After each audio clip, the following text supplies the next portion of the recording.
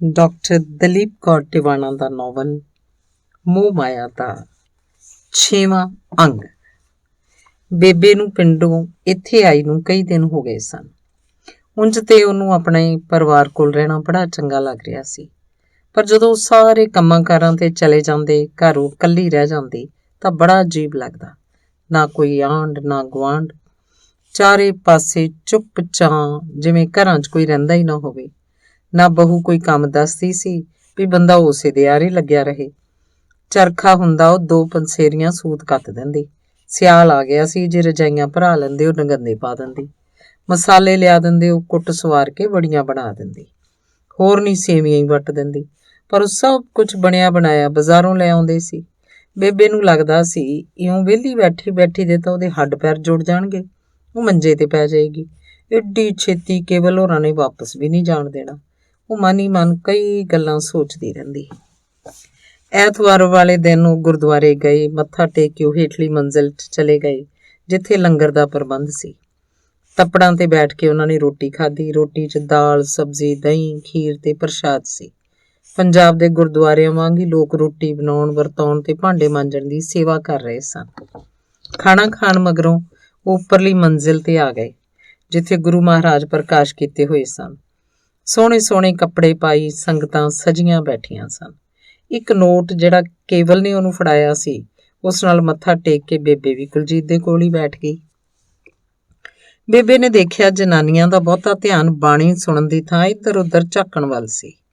ਉਹਨੇ ਇਹ ਵੀ ਦੇਖਿਆ ਕਿ ਭਾਈ ਜੀ ਵੀ ਗੁਰਬਾਣੀ ਸਹਿਜ ਨਾਲ ਨਹੀਂ ਸੀ ਪੜ੍ਹ ਰਿਹਾ, ਇਉਂ ਛੇਤੀ ਛੇਤੀ ਮੁਕਾ ਰਿਹਾ ਸੀ ਜਿਵੇਂ ਕੋਈ ਮਗਰ ਪਿਆ ਹੋਵੇ। ਝਟਕ ਮਗਰੋਂ ਹੀ ਕੁਲਜੀਤ ਨੇ ਬੇਬੇ ਵੱਲ ਝਾਕ ਕੇ ਪੁੱਛਿਆ, ਚੱਲੀਏ? ਤੁਹਾਡੀ ਮਰਜ਼ੀ ਹੈ, ਹੋਰ ਬੈਠ ਲਓ 2 ਘੜੀ। ਗੁਰਦੁਆਰਾ ਕਿੰਨਾ ਸੋਹਣਾ ਹੈ, ਬੇਬੇ ਬੋਲੀ। ਤੁਹਾਡਾ ਬੇਟਾ ਉਡੀਕਦਾ ਹੋਊ ਬਾਹਰ, ਉਹ ਮੱਥਾ ਟੇਕ ਕੇ ਚਲਿਆ ਗਿਆ, ਕੁਲਜੀਤ ਨੇ ਦੱਸਿਆ। ਮੱਥਾ ਟੇਕ ਕੇ ਉਹ ਪੌੜੀਆਂ ਉਤਰ ਆਈਆਂ। ਕੇਵਲ ਦੇ ਕਈ ਜਾਣੂ ਟੱਕਰ ਗਏ ਸਨ। ਉਹਨਾਂ ਨੂੰ ਉਹਨੇ ਦੱਸਿਆ ਬੇਬੇ ਆਈ ਹੋਈ ਆ ਪੰਜਾਬ ਤੋਂ। 1-2 ਨੇ ਤਾਂ ਉਹਦੇ ਪੈਰੀਂ ਹੱਥ ਵੀ ਲਾਏ। ਜਿਉਂਦੇ ਵਸਦੇ ਰਹੋ, ਬੇਬੇ ਨੇ ਅਸੀਸਾਂ ਦਿੱਤੀਆਂ। ਇੰਨੇ ਨੂੰ ਬਲਵੀਰ ਵੀ ਆ ਗਿਆ। ਮੇਰੇ ਕੋਲੋਂ ਯਾਰ ਆ ਹੀ ਨਹੀਂ ਹੋਇਆ, ਬੇਬੇ ਨੂੰ ਖਾਣੇ ਤੇ ਬੁਲਾਉਣਾ ਸੀ। ਇਸ ਐਤਵਾਰ ਕੀ ਕਰ ਰਹੇ ਹੋ? ਉਹਨੇ ਕੇਵਲ ਨੂੰ ਪੁੱਛਿਆ। ਅਸੀਂ ਊਂ ਹੀ ਆ ਜਾਾਂਗੇ ਬੇਬੇ ਨੂੰ ਲੈ ਕੇ, ਖਾਣੇ ਦਾ ਕੀ ਆ? ਨਾ ਬੇਬੇ ਨੇ ਮੀਟ ਖਾਣਾ, ਨਾ ਅੰਡਾ, ਕੇਵਲ ਨੇ ਆਖਿਆ। ਚਲੋ ਮੇਰੀ ਬੇਬੇ ਨੂੰ ਮਿਲੂਗੀ, ਉਸ ਨਾਲ ਗੱਲਾਂ ਬਾਤਾਂ ਕਰਕੇ ਖਬਰੇ ਇਹਦਾ ਵੀ ਇੱਥੇ ਚਿੱਤ ਲੱਗ ਜਾਏ, ਇੱਥੇ ਹੀ ਰਹਿਣ ਲਈ ਮੰਨ ਜਾਏ, ਬਲਵੀਰ ਬੋਲਿਆ। ਮੁਸ਼ਕਲ ਲੱਗਦਾ ਹੈ, ਉੱਥੇ ਬੇਬੇ ਕੱਲੀ ਨਹੀਂ ਨਾ, ਆਰ ਪਰਿਵਾਰ, ਆਂਢ ਗੁਆਂਢ, ਲਾਗੀ ਤੱਥੀ, ਡੰਗਰ ਪਸ਼ੂ, ਚਿੜੀ ਜਨੌਰ, 100 ਕੁਛ ਹੈ। ਬੇਬੇ ਦੱਸਦੀ ਸੀ ਅਖੇ ਇੱਕ ਦਿਨ ਉਹ ਤਿਲਕ ਕੇ ਡਿੱਗ ਪਈ, ਲੱਤ ਟੁੱਟ ਗਈ। ਉਹ ਬੁੜਾ ਹੱਡੀਆਂ ਚੜਾਉਣ ਵਾਲਾ ਤਾਂ ਹੁਣ ਮਰ ਗਿਆ। ਘਰਾਂ 'ਚੋਂ ਮੇਰੇ ਤਾਏ ਦੇ ਮੁੰਡੇ ਸ਼ਹਿਰ ਡਾਕਟਰ ਕੋਲ ਲੈ ਗਏ, ਉਹਨੇ ਬੇਬੇ ਦਾਖਲ ਕਰ ਲਈ। ਆਥਣ ਤੀ ਕੋਈ 10-12 ਪਰਿਵਾਰ ਉੱਥੇ ਪਹੁੰਚ ਗਏ। ਜਿਹੜਾ ਵੀ ਆਵੇ ਆਖੇ, ਡਾਕਟਰ ਸਾਹਿਬ ਸਾਡੀ ਬੇਬੇ ਦਾ ਖਿਆਲ ਰੱਖਿਓ। ਰਾਤ ਨੂੰ ਡਾਕਟਰ ਪੁੱਛਣ ਲੱਗਿਆ ਕਿ ਤੁਸੀਂ ਸਾਰੇ ਹੀ ਆਖਦੇ ਹੋ ਸਾਡੀ ਬੇਬੇ ਦਾ ਖਿਆਲ ਰੱਖਿਓ, ਅਸਲ 'ਚ ਬੇਬੇ ਹੈ ਕਿਹਦੀ? ਤਾਂ ਅਗਲੇ ਨੇ ਦੱਸਿਆ, ਉਹ ਤਾਂ ਜੀ ਕੈਨੇਡਾ ਬੈਠਾ ਹੈ, ਹੁਣ ਅਸਲ 'ਚ ਇਹ ਸਾਡੀ ਉਹ ਬੇਬੇ ਹੈ, ਕੇਵਲ ਨੇ ਦੱਸਿਆ। ਬੇਬੇ ਹੈ ਵੀ ਤਾਂ ਪੰਜਾਬ ਕੌਰ, ਬਲਵੀਰ ਹੱਸ ਕੇ ਆਖਣ ਲੱਗਿਆ। ਕੁਲਜੀਤ ਤੇ ਬੇਬੇ ਦੂਸਰੇ ਪਾਸੇ ਜੁੱਤੀਆਂ ਲੈਣ ਚਲੀਆਂ ਗਈਆਂ ਸਨ। ਤੁਸੀਂ ਇੱਥੇ ਖੜੋ, ਮੈਂ ਲੈ ਆਉਣੀ ਆ, ਆਖ ਕੇ ਕੁਲਜੀਤ ਜੁੱਤੀਆਂ ਲੈਣ ਚਲੀ ਗਈ। ਬੇਬੇ ਨੂੰ ਕੱਲੀ ਖੜੀ ਦੇਖ ਇੱਕ ਜਨਾਨੀ ਨੇ ਉਹਦੇ ਕੋਲ ਆ ਕੇ ਪੁੱਛਿਆ, ਆਪਾਂ ਭੈਣ ਜੀ ਮਗਰੋਂ ਕਿਹੜੇ ਥਾਂ ਤੋਂ ਆ? ਮੇਰਾ ਮਤਲਬ ਹੈ ਕਿਹੜਾ ਜ਼ਿਲ੍ਹਾ ਹੈ? ਲੁਧਿਆਣਾ, ਬੇਬੇ ਨੇ ਸਹਿਜ ਭਾਅ ਨਾਲ ਦੱਸਿਆ। ਮੈਂ ਵੀ ਕਹਾਂ ਲੱਗਦੀ ਤਾਂ ਭੈਣ ਕੋਈ ਮਲਵੈਣ ਹੀ ਆ। ਮਾਝੇ ਦੁਆਬੇ ਦੀਆਂ ਤੀਵੀਆਂ ਹੋਰ ਹੀ ਤਰ੍ਹਾਂ ਦੀਆਂ ਹੁੰਦੀਆਂ ਨੇ, ਆਡੀ ਪਛਾਣ ਆ ਜਾਂਦੀ ਹੈ। ਆ ਮੇਰਾ ਪਿੰਡ ਵੀ ਲੁਧਿਆਣੇ ਜ਼ਿਲ੍ਹੇ 'ਚ ਹੀ ਪੈਂਦਾ, ਸਿਉੜਾ। ਕਿਹਦੇ ਕੋਲ ਆਈ ਹੈ? ਮੁੰਡਾ ਮੇਰਾ ਇੱਥੇ, ਉਹਦੇ ਨਿੱਕੇ ਨਿਆਣੇ ਨੇ, ਬਹੂ ਹੈ। ਰਹੇਂਗੀ ਅਜੇ ਕੁਛ ਚਿਰ? ਦੇਖੋ ਅਨਜਲ ਦੇ ਇਖਤਿਆਰ ਹੈ। ਤੂੰ ਸਾਰਾ ਦਿਨ ਕੱਲੀ ਘਰ ਬੈਠੀ ਕੀ ਕਰਦੀ ਹੋਏਂਗੀ? ਜਾਂ ਹੈਗੇ ਛੋਟੇ ਛੋਟੇ ਜਵਾਕ ਸਾਂਭਣ ਨੂੰ? ਨਹੀਂ, ਮੇਰਾ ਪੋਤਾ ਪੋਤੀ ਤਾਂ ਉਡਾਰ ਨੇ। ਆਮ ਕਰਕੇ ਇੱਥੇ ਲੋਕ ਬੁੜੇ ਬੁੜੀਆਂ ਨੂੰ ਜਵਾਕ ਸਾਂਭਣ ਲਈ ਸੱਦ ਲੈਂਦੇ ਨੇ ਵੀ ਬੇਬੀ ਸਿਟਰ ਦੇ ਪੈਸੇ ਬਚਣਗੇ। ਨਹੀਂ, ਮੇਰੀ ਨੂੰਹ ਤੇ ਪੁੱਤ ਬਥੇਰੇ ਚੰਗੇ ਨੇ, ਕੰਮ ਨੂੰ ਹੱਥ ਨਹੀਂ ਲਾਉਣ ਦਿੰਦੇ। ਮੈਂ ਤਾਂ ਸਗੋਂ ਅੱਕ ਗਈ ਹਾਂ ਵਿਹਲੀ ਬੈਠ ਬੈਠ। ਤੂੰ ਫਿਰ ਸਾਡੇ ਨਾਲ ਚੱਲਿਆ ਕਰ, ਬਾਗ 'ਚ ਘੰਟਿਆਂ ਦੇ ਹਿਸਾਬ ਪੈਸੇ ਮਿਲਦੇ ਆ ਫਰੂਟ ਤੋੜਨ ਦੇ। ਤੂੰ ਰਹਿੰਦੀ ਕਿਹੜੇ ਪਾਸੇ ਹੈ? ਮੈਂ ਨਾਲ ਹੀ ਲੈ ਜੂ ਜਾਂਦੀ ਹੋਈ।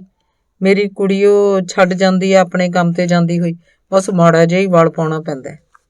ਬੇਬੇ ਨੇ ਆਪਣੀ ਜੇਬ 'ਚੋਂ ਕੇਵਲ ਦੇ ਘਰ ਦਾ ਪਤਾ ਕੱਢ ਕੇ ਵਿਖਾਇਆ। ਜਿਹੜਾ ਕੇਵਲ ਨੇ ਇਹ ਕਹਿ ਕੇ ਦਿੱਤਾ ਸੀ ਕਿ ਕਦੇ ਤੂੰ ਬਾਹਰ ਨਿਕਲੀ ਰਸਤਾ ਭੁੱਲ ਭੱਲ ਜਾਏ ਤਾਂ ਚਿੱਟ ਵਿਖਾ ਕੇ ਪੁੱਛ ਲਈ। ਅਸੀਂ ਤੁਹਾਡੇ ਨੇੜੇ ਹੀ ਰਹਿੰਦੇ ਹਾਂ, ਤੂੰ ਕਰ ਲਈ ਸਲਾਹ। ਮੈਂ ਕਿਸੇ ਦਿਨ ਟੈਲੀਫੋਨ ਕਰਕੇ ਪੁੱਛ ਲਊਂਗੀ। ਨੰਬਰ ਤੇਰਾ ਮੈਂ ਦੇਖ ਲਿਆ।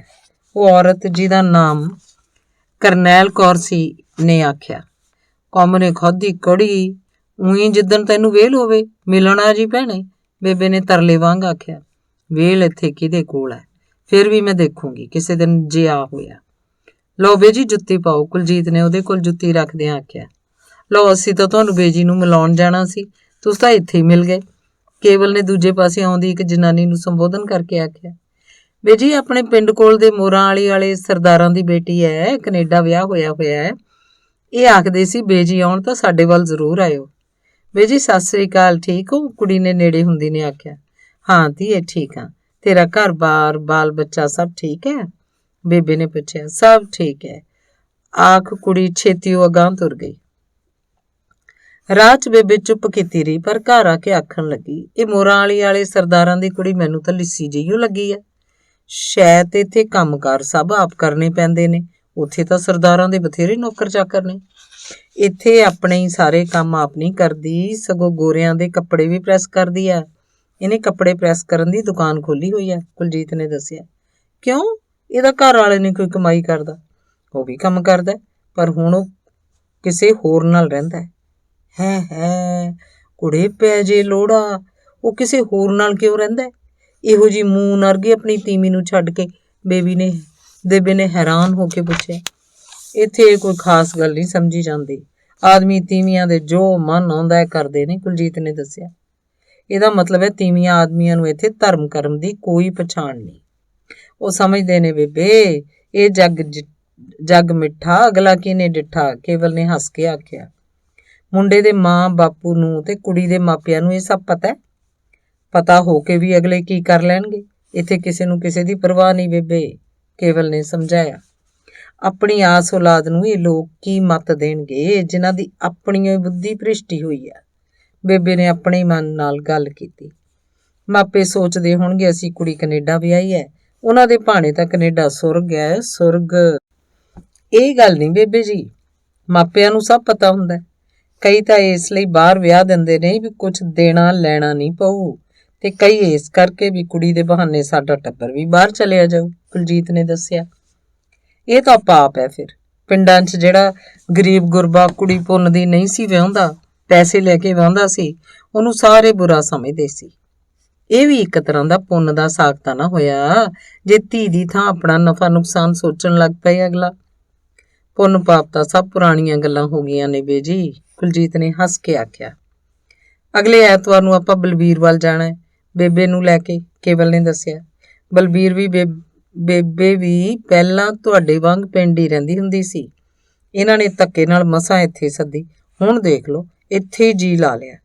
ਤੁਸੀਂ ਵੀ ਹੁਣ ਵਾਪਸ ਨਾ ਜਾਇਓ, ਸਾਡੇ ਕੋਲ ਹੀ ਰਿਹੋ, ਕੁਲਜੀਤ ਨੇ ਬੇਬੇ ਨੂੰ ਆਖਿਆ। ਨਾ ਧੀਏ, ਇਹ ਗੱਲ ਝੂਠ, ਮੈਂ ਪਰਦੇਸਾਂ 'ਚ ਨਹੀਂ ਮਰਨਾ ਚਾਹੁੰਦੀ, ਬੇਬੇ ਬੋਲੀ। ਹੁਣ ਪਰਦੇਸ ਕਾਹਦਾ ਰਹਿ ਗਿਆ, ਸਾਰਾ ਟੱਬਰ ਤਾਂ ਤੁਹਾਡਾ ਇੱਥੇ ਆ, ਉੱਥੇ ਤੁਸੀਂ ਇਕੱਲੇ ਹੁੰਦੇ ਹੋ, ਇੱਥੇ ਸਾਨੂੰ ਤੁਹਾਡਾ ਫਿਕਰ ਪਿਆ ਰਹਿੰਦਾ, ਕੁਲਜੀਤ ਬੋਲੀ। ਬੁੜਿਆਂ ਦਾ ਕਾਹਦਾ ਫਿਕਰ ਕਰਨਾ ਹੋਇਆ, ਬੁੜੇ ਤਾਂ ਪੱਕੇ ਪਾਨ ਹੁੰਦੇ ਨੇ, ਉਹਨਾਂ ਨੇ ਤਾਂ ਝੜਨਾ ਹੀ ਹੁੰਦਾ। ਮੌਤ ਤਾਂ ਕੁਵੇਲੇ ਦੀ ਮਾੜੀ ਹੁੰਦੀ ਆ। ਕੇਵਲ ਦਾ ਬਾਪੂ ਜੀ ਜਦੋਂ ਮਰਿਆ ਮਸਾਂ 8 ਵਰ੍ਹਿਆਂ ਦਾ ਸੀ। ਇਸ ਤੋਂ ਛੋਟਾ ਬਸੰਤ ਸਾਲਕ ਦਾ ਹੀ ਤੁਰ ਗਿਆ ਸੀ। ਚੰਗਾ ਭਲਾ ਨੁਹਾ ਕੇ ਦੁੱਧ ਪਿਲਾਇਆ, ਬਸ ਗਲ ਹੀ ਰੁੱਧਿਆ ਗਿਆ ਜਿਵੇਂ ਕਿਸੇ ਨੇ ਗਲ ਤੋਂ ਹੀ ਮਰੋੜ ਲਿਆ। ਡਾਕਦਾਰਾਂ ਨੇ ਆਪਣੇ ਜਾਣੇ ਬਥੇਰਾ ਜ਼ੋਰ ਲਾਇਆ, ਪਰ ਟੁੱਟੀ ਨੂੰ ਕੌਣ ਗੰਢੇ। ਨਹੀਂ, ਹੁਣ ਨੂੰ ਕੇਵਲ ਦੀ ਬਰਾਬਰ ਦੀ ਬਾਂਹ ਹੁੰਦਾ। ਉਹ ਤੋਂ ਮਗਰੋਂ ਇਹੋ ਜਿਹਾ ਹਾਲ ਬੈਠਿਆ ਮੇਰੇ 'ਚ ਜਿਵੇਂ ਸੱਤਿਆ ਹੀ ਨਾ ਰਹੀ। ਫਿਰ ਉਹਦਾ ਬਾਪੂ ਆਪ ਤੁਰਦਾ ਬਣਿਆ। ਚੱਲ ਹੁਣ ਕੀ ਯਾਦ ਕਰਨਾ ਤੁਰ ਗਿਆ ਨੂੰ, ਰੱਬ ਸੁੱਖ ਰੱਖੇ, ਉਸੇ ਦੀ ਮਰਜ਼ੀ ਆ, ਜਿੱਥੇ ਰੱਖੇ ਉੱਥੇ ਹੀ ਰਹਿਣਾ ਹੈ, ਬੇਬੇ ਆਪਣੀ ਰੌਂ ਕਹਿੰਦੀ ਗਈ। ਤੂੰ ਸੱਚੋ ਸੱਚ ਦੱਸ ਬੇਬੇ, ਸਾਨੂੰ ਯਾਦ ਵੀ ਕਰਦੀ ਸੀ ਉੱਥੇ ਕਿ ਨਹੀਂ, ਕੇਵਲ ਨੇ ਬੇਬੇ ਨੂੰ ਛੇੜਨ ਵਾਂਗ ਆਖਿਆ। ਲੈ ਹੈ ਕਮਲਾ, ਜਿਵੇਂ ਕੂੰਜਾਂ ਪਹਾੜ 'ਚ ਬੱਚੇ ਛੱਡ ਆਉਂਦੀਆਂ ਨੇ, ਨਹੀਂ ਵੇ ਸੱਚ ਆਂਡੇ ਛੱਡ ਆਉਂਦੀਆਂ ਨੇ ਤੇ ਮਗਰੋਂ ਆਪਣੇ ਧਿਆਨ ਨਾਲ ਹੀ ਉਹਨਾਂ ਨੂੰ ਪਾਲਦੀਆਂ ਨੇ, ਉਸੇ ਤਰ੍ਹਾਂ ਮੇਰਾ ਧਿਆਨ ਤਾਂ ਹਰ ਵੇਲੇ ਤੁਹਾਡੇ ਕੰਨੀਓ ਰਹਿੰਦਾ ਸੀ, ਮਨ 'ਚ ਤੁਹਾਡੇ ਨਾਲ ਹੀ ਗੱਲਾਂ ਕਰਦੇ ਰਹਿਣਾ, ਤੁਹਾਡੀ ਉਹ ਸੁੱਖ ਮਨਾਉਣੀ, ਤੁਹਾਡਾ ਹੀ ਟੈਲੀਫੋਨ ਉਡੀਕਦੇ ਰਹਿਣਾ। ਬੇਬੇ ਨੇ ਜਦੋਂ ਆਖਿਆ ਉਹ ਬੜੀ ਵਿਚਾਰੀ ਜੀ ਲੱਗੀ। ਰਾਤ ਨੂੰ ਰੋਟੀ ਖਾ ਕੇ ਆਪੋ ਆਪਣੇ ਕਮਰਿਆਂ 'ਚ ਜਾਣ ਹੀ ਵਾਲੇ ਸੀ ਜਦੋਂ ਗੁਰਨਾਮ ਮਾਮਾ ਜੀ ਦਾ ਪਿੰਡੋਂ ਫੋਨ ਆ ਗਿਆ। ਪਹਿਲਾਂ ਉਹ ਕੇਵਲ ਦੀ ਸੁੱਖ ਸਾਂਦ ਪੁੱਛਦੇ ਰਹੇ, ਮਗਰੋਂ ਕੇਵਲ ਨੇ ਫੋਨ ਬੇਬੇ ਨੂੰ ਫੜਾਤਾ। ਬੀਬੀ ਮੱਥਾ ਟੇਕਦਾ, ਤੂੰ ਰਾਜੀ ਖੁਸ਼ੀ ਹੈ? ਕੇਵਲ ਦੇ ਨਿਆਣੇ ਠੀਕ ਹੈ? ਗੁਰਨਾਮ ਮਾਮਾ ਜੀ ਨੇ ਪੁੱਛਿਆ। ਆਹੋ ਵੀਰ, ਸਭ ਠੀਕ ਨੇ, ਤੂੰ ਠੀਕ ਹੈ? ਹੋਰ ਆ ਟੱਬਰ ਢੀਰ ਸਾਰਾ ਰਾਜੀ ਖੁਸ਼ੀ ਹੈ? ਗੁਲਜ਼ਾਰ ਸਿੰਘ ਅੱਗੇ ਵਾਂਗੂ ਪੀਂਦਾ ਤਾਂ ਨਹੀਂ ਬਹੁਤੀ। ਉਹਨੂੰ ਆਖੀ ਜਦੋਂ ਘਰ 'ਚ ਖੰਡ ਪਾਠ ਖੁੱਲਿਆ ਹੋਵੇ ਫੇਰ ਨਾ ਘਰ 'ਚ ਪੀਵੇ, ਨਾ ਹੀ ਮਾਸ ਮੱਛੀ ਘਰ 'ਚ ਵਾੜੇ। ਹੋਰ ਤੇਰੇ ਗੋਡਿਆਂ ਦਾ ਕੀ ਹਾਲ ਆ? ਬੇਬੇ ਪੁੱਛ ਰਹੀ ਸੀ। ਐਤਕੀ ਅਖੰਡ ਪਾਠ ਗੁਰਦੁਆਰੇ 'ਚ ਹੀ ਕਰਵਾਤਾ। ਰਾੜੇ ਵਾਲੇ ਸੰਤਾਂ ਨੇ ਤਾਂ ਆ ਨਹੀਂ ਸੀ ਸਕਣਾ, ਉਹ ਤਾਂ ਅੰਬਰਸਰ ਕਾਰ ਸੇਵਾ ਕਰਾਉਣ ਗਏ ਹੋਏ ਨੇ। ਸੁੱਕਾ ਸਿੱਧਾ ਭੇਜਤਾ ਸੀ ਪਾਠੀ ਸਿੰਘਾਂ ਲਈ। ਘਰ 'ਚ ਜੇ ਟੱਬਰ ਸ਼ਰਧਾ ਨਾਲ ਪਾਠ ਨਾ ਸੁਣੇ, ਪਾਠੀ ਸਿੰਘਾਂ ਦੀ ਸੇਵਾ ਨਾ ਕਰੇ, ਫੇਰ ਨਹੀਂ ਚਿੱਤ ਰਾਜੀ ਹੁੰਦਾ। ਹੋਰ ਤੂੰ ਸੁਣਾ ਬੇਬੇ, ਕਦੋਂ ਕਾਣਾ ਮੁੜ ਕੇ? ਗੁਰਨਾਮ ਮਾਮਾ ਜੀ ਪੁੱਛ ਰਹੇ ਸੀ। ਛੇਤੀ ਉਹ ਮੁੜੂੰਗੀ, ਜਵਾਕ ਜੱਲੇ ਅਜੇ ਤਾਂ ਨਹੀਂ ਆਉਣ ਦਾ ਨਾਂ ਲੈਣ ਦਿੰਦੇ। ਆਖਦੇ ਨੇ ਬੇਬੇ ਨਿਤ ਕਿਹੜਾ ਆ ਹੁੰਦਾ ਐਡੀ ਦੂਰ। ਤੂੰ ਆਖਦਾ ਸੀ ਐਤਕੀ ਜਲੇਬੀਆਂ ਦਾ ਯੱਗ ਕਰਨਾ, ਮੇਰੀ ਆਈ ਤੋਂ ਕਰੀ। ਗਰੀਬ ਦਾ ਮੂੰਹ ਅਖੇ ਗੁਰੂ ਦੀ ਗੋਲਕ। ਬਲਾ ਹੀ ਚੰਗੇ ਲੱਗਦੇ ਨੇ ਨਿੱਕੇ ਨਿੱਕੇ ਜਵਾਕ ਭੱਜੇ ਆਉਂਦੇ ਜਲੇਬੀਆਂ ਖਾਣ ਖਾਤਰ। ਹੱਥੀਂ ਦਿੱਤਾ ਹੀ ਗਾਹਾਂ ਸਹਾਈ ਹੋਣਾ, ਹੋਰ ਕੀ ਲੈ ਜਾਣਾ ਬੰਦੇ ਨੇ ਇਸ ਜੱਗ ਤੋਂ, ਬੇਬੇ ਆਖ ਰਹੀ ਸੀ। ਕਈ ਦਿਨਾਂ ਦਾ ਮੈਂ ਤੈਨੂੰ ਟੈਲੀਫੋਨ ਕਰਨ ਬਾਰੇ ਸੋਚਦਾ ਸੀ ਵੀ ਬੇਬੇ ਕਿਤੇ ਉੱਥੇ ਨਾ ਜੀ ਲਾ ਕੇ ਬਹਿ ਜੇ, ਮਾਮਾ ਜੀ ਆਖ ਰਹੇ ਸੀ। ਬੇਬੇ ਦੇ ਹੱਥੋਂ ਰਿਸੀਵਰ ਲੈ ਕੇ ਕੇਵਲ ਨੇ ਮਾਮਾ ਜੀ ਨੂੰ ਆਖਿਆ, ਤੁਸੀਂ ਬੰਦ ਕਰੋ ਫੋਨ, ਅਸੀਂ ਇੱਧਰੋਂ ਕਰ ਲੈਂਦੇ ਹਾਂ। ਤੁਹਾਡੇ ਵੱਲੋਂ ਕਰਨ ਨਾਲ ਪੈਸੇ ਬਹੁਤ ਲੱਗਦੇ ਨੇ ਮਾਮਾ ਜੀ। ਉਹੀ ਕੇਵਲ ਸ਼ੇਰਾ, ਪੈਸਾ ਕੀ ਬੰਦੇ ਨੇ ਨਾਲ ਲੈ ਕੇ ਜਾਣਾ ਹੈ, ਹੋਰ ਕਮਾਈ ਦਾ ਕਾਹਦੇ ਲਈ ਹੈ? ਤੂੰ ਭੋਰਾ ਚਿੰਤਾ ਨਾ ਕਰ, ਰੱਬ ਦਾ ਦਿੱਤਾ ਤੇਰੇ ਮਾਮਾ ਜੀ ਕੋਲ ਬਥੇਰਾ। ਨਾਲੇ ਬੇਬੇ ਨਾਲੋਂ ਪੈਸਾ ਸਹੁਰਾ ਚੰਗਾ ਹੈ, ਅਸੀਂ ਤਾਂ ਨਿੱਤ ਯਾਦ ਕਰ ਲੈਂਦੇ ਹਾਂ ਬੇਬੇ ਨੂੰ ਜਾਂ ਇਹਦੀਆਂ ਗਾਲਾਂ ਨੂੰ। ਪਿਛਲੀ ਵਾਰ ਕੇਵਲ ਸਿਆ ਮੈਂ ਸੰਧਾਰਾ ਲੈ ਕੇ ਆਉਣ ਨੂੰ ਲੇਟ ਹੋ ਗਿਆ, ਬਾਹਰ ਪਈ ਆਉਂਦੇ ਉੱਪਰ ਹੀ ਅਖੇ ਭਾਈਏ ਰਾਜ ਭਤੀਜੀ ਠਾਣਾ ਛੱਡਦੇ ਭੂਆ ਆਉਣਾ ਜਾਣਾ। ਵੇ ਭਾਈ ਹੋ ਕੇ ਤੂੰ ਭੁੱਲ ਗਿਆ ਵੀ ਮੈਂ ਉਡੀਕਦੀ ਹੋਂ। ਆਖਣ ਲੱਗੀ ਲੈ ਜਾ ਆਪਦਾ ਸੂਟ, ਮੈਨੂੰ ਨਹੀਂ ਚਾਹੀਦਾ। ਵੇ ਤੂੰ ਮੈਨੂੰ ਜਿਉਂਦੀ ਨੂੰ ਹੀ ਮਾਰਤਾ। ਮੈਨੂੰ ਤਾਂ ਕੇਵਲਾ ਗੱਲ ਨਾ ਔੜੇ। ਹਾਰ ਕੇ ਬੇਬੇ ਦੇ ਪੈਰ ਫੜ ਲਏ ਵੀ ਐਤਕੀ ਭੁੱਲ ਬਖਸ਼ ਦੇ। ਫੇਰ ਆਪੇ ਠੰਡੀ ਹੋ ਗਈ। ਦੁੱਧ 'ਚ ਪੱਤੀ ਪਾ ਕੇ ਚਾਹ ਬਣਾ ਲਿਆਈ, ਤੇਰੀਆਂ ਭੇਜੀਆਂ ਹੋਈਆਂ ਗਰਮ ਜਰਾਬਾਂ ਕੱਢ ਲਿਆਈ, ਆਖੇ ਠੰਡ 'ਚ ਪਾ ਲਈ। ਮੈਂ ਆਖਿਆ ਬੇਬੇ ਕਾਹਨੂੰ ਪਾਪ ਚੜਾਉਣੀ ਐ? ਬੋਲੀ ਤੇਰੇ ਭਾਣਜੇ ਨੇ ਭੇਜੀਆਂ ਨੇ। ਅੱਛਾ ਮਾਮਾ ਜੀ ਲਓ ਬੇਬੇ ਨਾਲ ਗੱਲ ਕਰੋ, ਆ ਕੇਵਲ ਨੇ ਫੋਨ ਬੇਬੇ ਨੂੰ ਫੜਾਤਾ। ਮਖਾਂ ਬੇਬੇ ਛੇਤੀ ਆ ਜਾ, ਮਾਮਾ ਜੀ ਨੇ ਆਖਿਆ। ਚੰਗਾ, ਮੈਂ ਆਖੂੰਗੀ ਕੇਵਲ ਨੂੰ ਵੀ ਛੇਤੀ ਉਹ ਟਿਕਟ ਕਟਾ ਦੇਵੇ। ਗੁਲਜ਼ਾਰੇ ਨੂੰ ਬਹੁਤਾ ਘੂਰਿਆ ਨਾ ਕਰ, ਉਹ ਵੀ ਸੁੱਖ ਨਾਲ ਜਵਾਕਾਂ ਵਾਲਾ ਹੈ, ਉਹ ਜਾਣੇ ਜੇ ਘੁੱਟ ਪੀ ਲੈਂਦਾ। ਘੂਰਿਆ ਨਾ ਕਰ, ਉਹ ਮੇਰਾ ਜੀ ਕਰਦਾ ਹੁੰਦਾ ਕੰਜਰ ਦੇ ਨੂੰ ਡਾਂਗਾਂ ਨਾਲ ਕੁੱਟਾਂ। ਖੇਤ ਬੰਨੇ ਨਹੀਂ ਜਾਣਾ, ਕੋਈ ਕੰਮ ਧੰਦਾ ਨਹੀਂ ਕਰਨਾ, ਜੀਪ ਤੇ ਚੜ੍ਹਨਾ ਹੈ ਤੇ ਸ਼ਹਿਰ ਵਗ ਜਾਣਾ, ਉੱਥੋਂ ਸ਼ਰਾਬ ਨਾਲ ਰੱਜ ਕੇ ਮੁੜ ਆਉਣਾ। ਇਹ ਤਾਂ ਉਹਦੇ ਚਾਲੇ ਨੇ। ਪਿੰਡ 'ਚ 20 ਨਾਲ ਲੜ ਫਟਿਆ, ਅਗਲੇ ਮੇਰੇ ਮੂੰਹ ਨੂੰ ਕੁਝ ਆਖਦੇ ਨਹੀਂ। ਹੁਣ ਨੂੰ ਕਦੋਂ ਦਾ ਕਿਸੇ ਤੋਂ ਸਿਰ ਪੜਵਾਇਆ ਹੁੰਦਾ। ਚੱਲ ਫਿਕਰ ਕਾਹਦਾ ਕਰਦਾ ਹੈ, ਮਰਜ਼ੀ ਆ ਰੱਬ ਦੀ, ਇਹੋ ਜਿਹੇ ਘਰ 'ਚ ਇਹੋ ਜਿਹਾ ਜੰਮ ਪਿਆ। ਕਦੇ ਕਦੇ ਤਾਂ ਬੇਬੇ ਜੀ ਕਰਦਾ ਹੈ ਐਦੂ ਤਾਂ ਰੱਬ ਮੇਰੇ ਮੂੰਹ ਤੇ ਪੜਦਾ ਪਾ ਦੇਵੇ।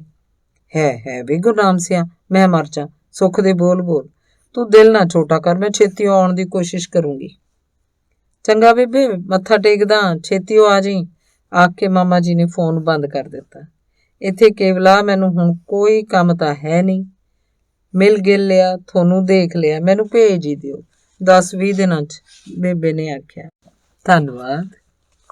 ਅੰਗ 7ਵਾਂ। ਮਹੀਨਾ ਹੋ ਚੱਲਿਆ ਸੀ ਬੇਬੇ ਨੂੰ ਟਰਾਂਟੋ ਆਈ ਨੂੰ।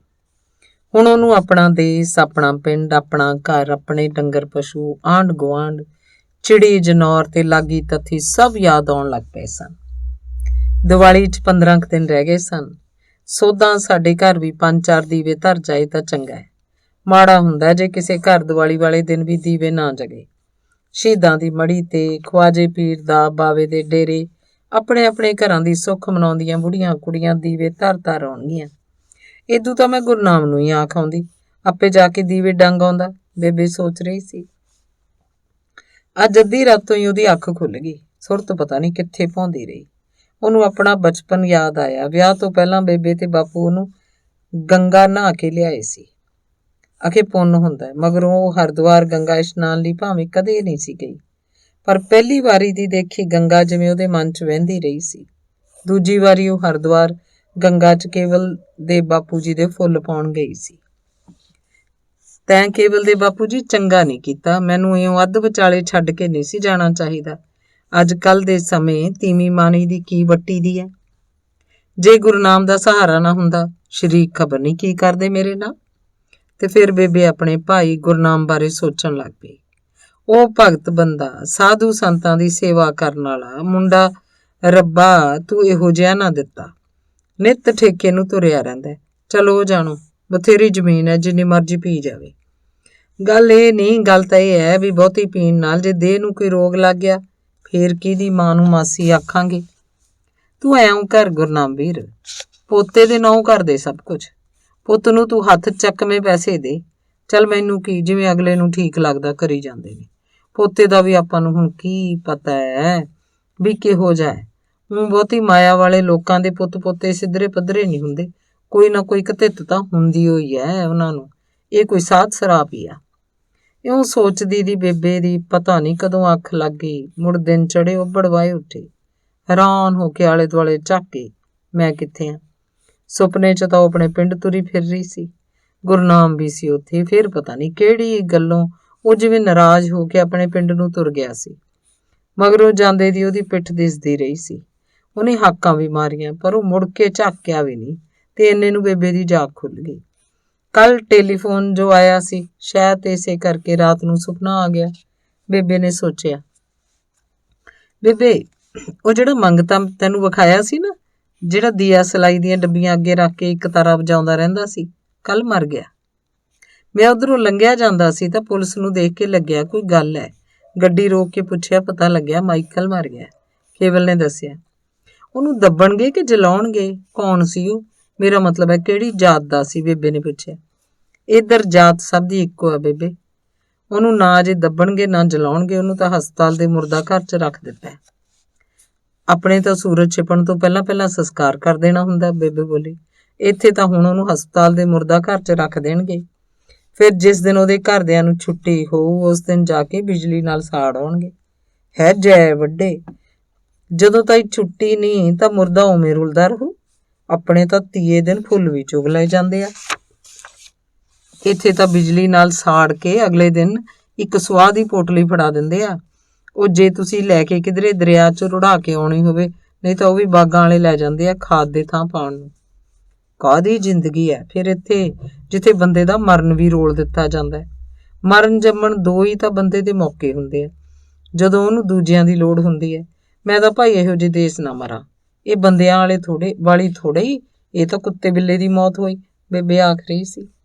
ਦਾਦੀ ਮਾਂ, ਇੱਥੇ ਲੋਕਾਂ ਕੋਲ ਮਰਨ ਦੀ ਵੇਲ ਨਹੀਂ। ਤੁਸੀਂ ਸੋਚਦੇ ਹੋ ਸਭ ਕੁਝ ਇੰਡੀਆ ਵਾਂਗ ਕਿਉਂ ਨਹੀਂ ਹੁੰਦਾ? ਰੋਜ਼ੀ ਦਾਦੀ ਦੇ ਕੋਲ ਬੈਠਦੀ ਬੋਲੀ। ਆ ਜਾ, ਮੈਂ ਕਈ ਦਿਨ ਦੀ ਤਕਾਉਂਦੀ ਸੀ ਗੱਲ ਕਰਨ ਨੂੰ। ਚੰਗਾ ਹੈ ਅੱਜ ਕੇਵਲ ਵੀ ਘਰੇ ਹੀ ਹੈ। ਬੇਬੇ ਰੋਜ਼ੀ ਵੱਲ ਝਾਕ ਕੇ ਬੋਲੀ। ਦੱਸੋ ਕੀ ਗੱਲ ਕਰਨੀ ਹੈ? ਰੋਜ਼ੀ ਬੋਲੀ। ਤੂੰ ਵੀ ਆ ਜਾ ਕੇਵਲ, ਇੱਥੇ ਮੇਰੇ ਨੇੜੇ। ਲੱਗਦਾ ਬੇਬੇ ਜੀ ਕੋਈ ਧਰਿਆ ਢਕਿਆ ਖਜ਼ਾਨਾ ਦੱਸਣ ਲੱਗੇ ਹੈ।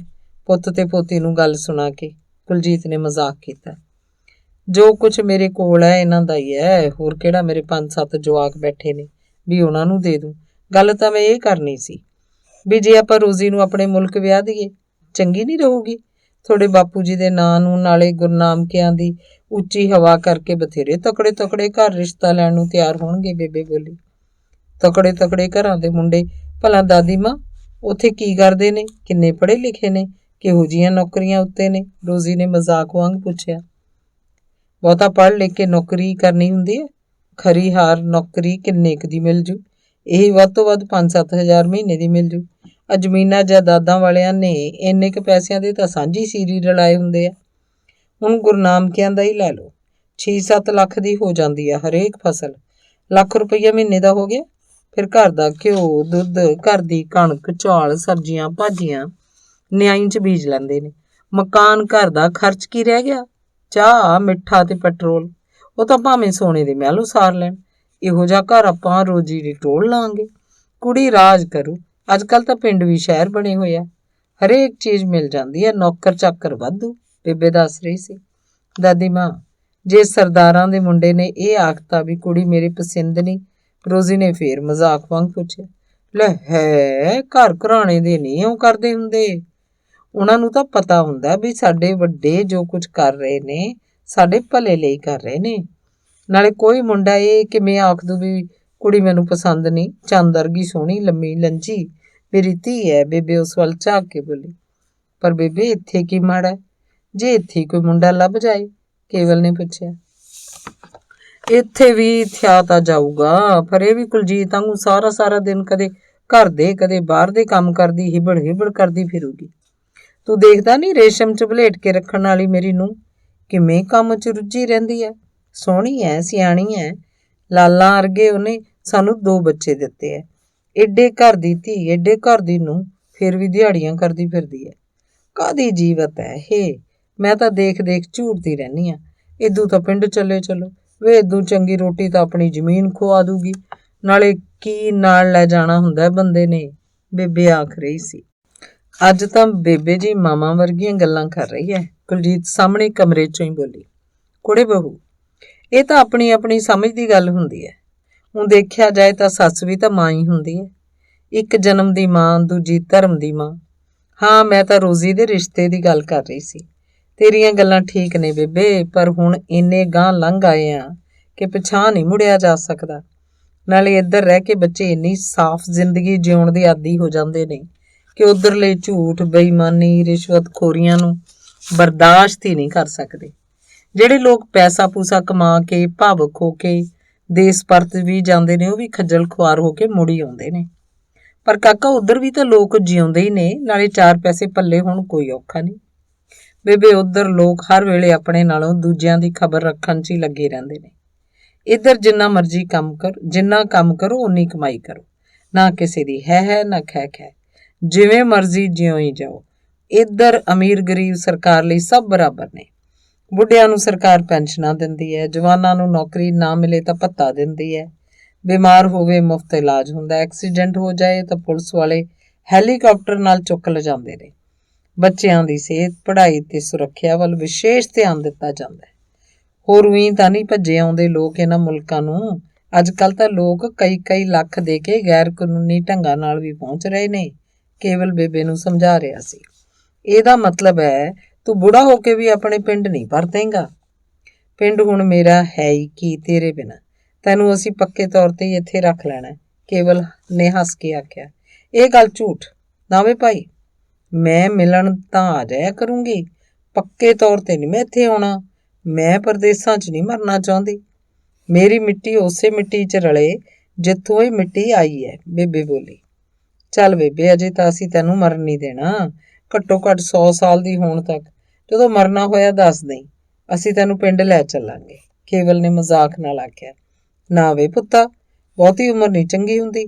ਮੈਂ ਤਾਂ ਰੱਬ ਅੱਗੇ ਹਮੇਸ਼ਾ ਇਹੀ ਹੱਥ ਜੋੜਦੀ ਹਾਂ ਵੀ ਚੱਲਦੇ ਨੈਣੀ ਪੁਰਾਣੀ ਲੈ ਜੀ, ਕਿਸੇ ਦੀ ਅੱਜ ਹੀ ਨਾ ਕਰੀ। ਤੁਹਾਡਾ ਬਾਪੂ ਜੀ ਜਿਵੇਂ ਜਾਂਦੇ ਰਾਹੀਆਂ ਨਾਲ ਰਲ ਗਿਆ, ਨਾ ਕਿਸੇ ਤੋਂ ਸੇਵਾ ਕਰਾਈ, ਨਾ ਮੂੰਹ 'ਚ ਪਾਣੀ ਪਵਾਇਆ, ਇਸ ਗੱਲੋਂ ਸੁਖਾਲਾ ਲੰਘ ਗਿਆ। ਦਾਦੀ ਮਾਂ, ਦਾਦਾ ਜੀ ਤੁਹਾਨੂੰ ਅਜੇ ਵੀ ਯਾਦ ਆਉਂਦੇ ਹੁੰਦੇ ਨੇ, ਰੋਜ਼ੀ ਨੇ ਪੁੱਛਿਆ।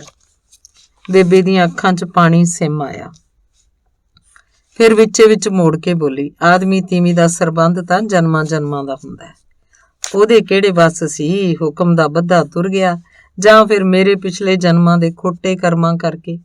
ਚਿੱਤ 'ਚ ਤਾਂ ਜਾਣੀ ਉਹ ਹਰ ਵੇਲੇ ਹੀ ਰਹਿੰਦਾ ਹੈ।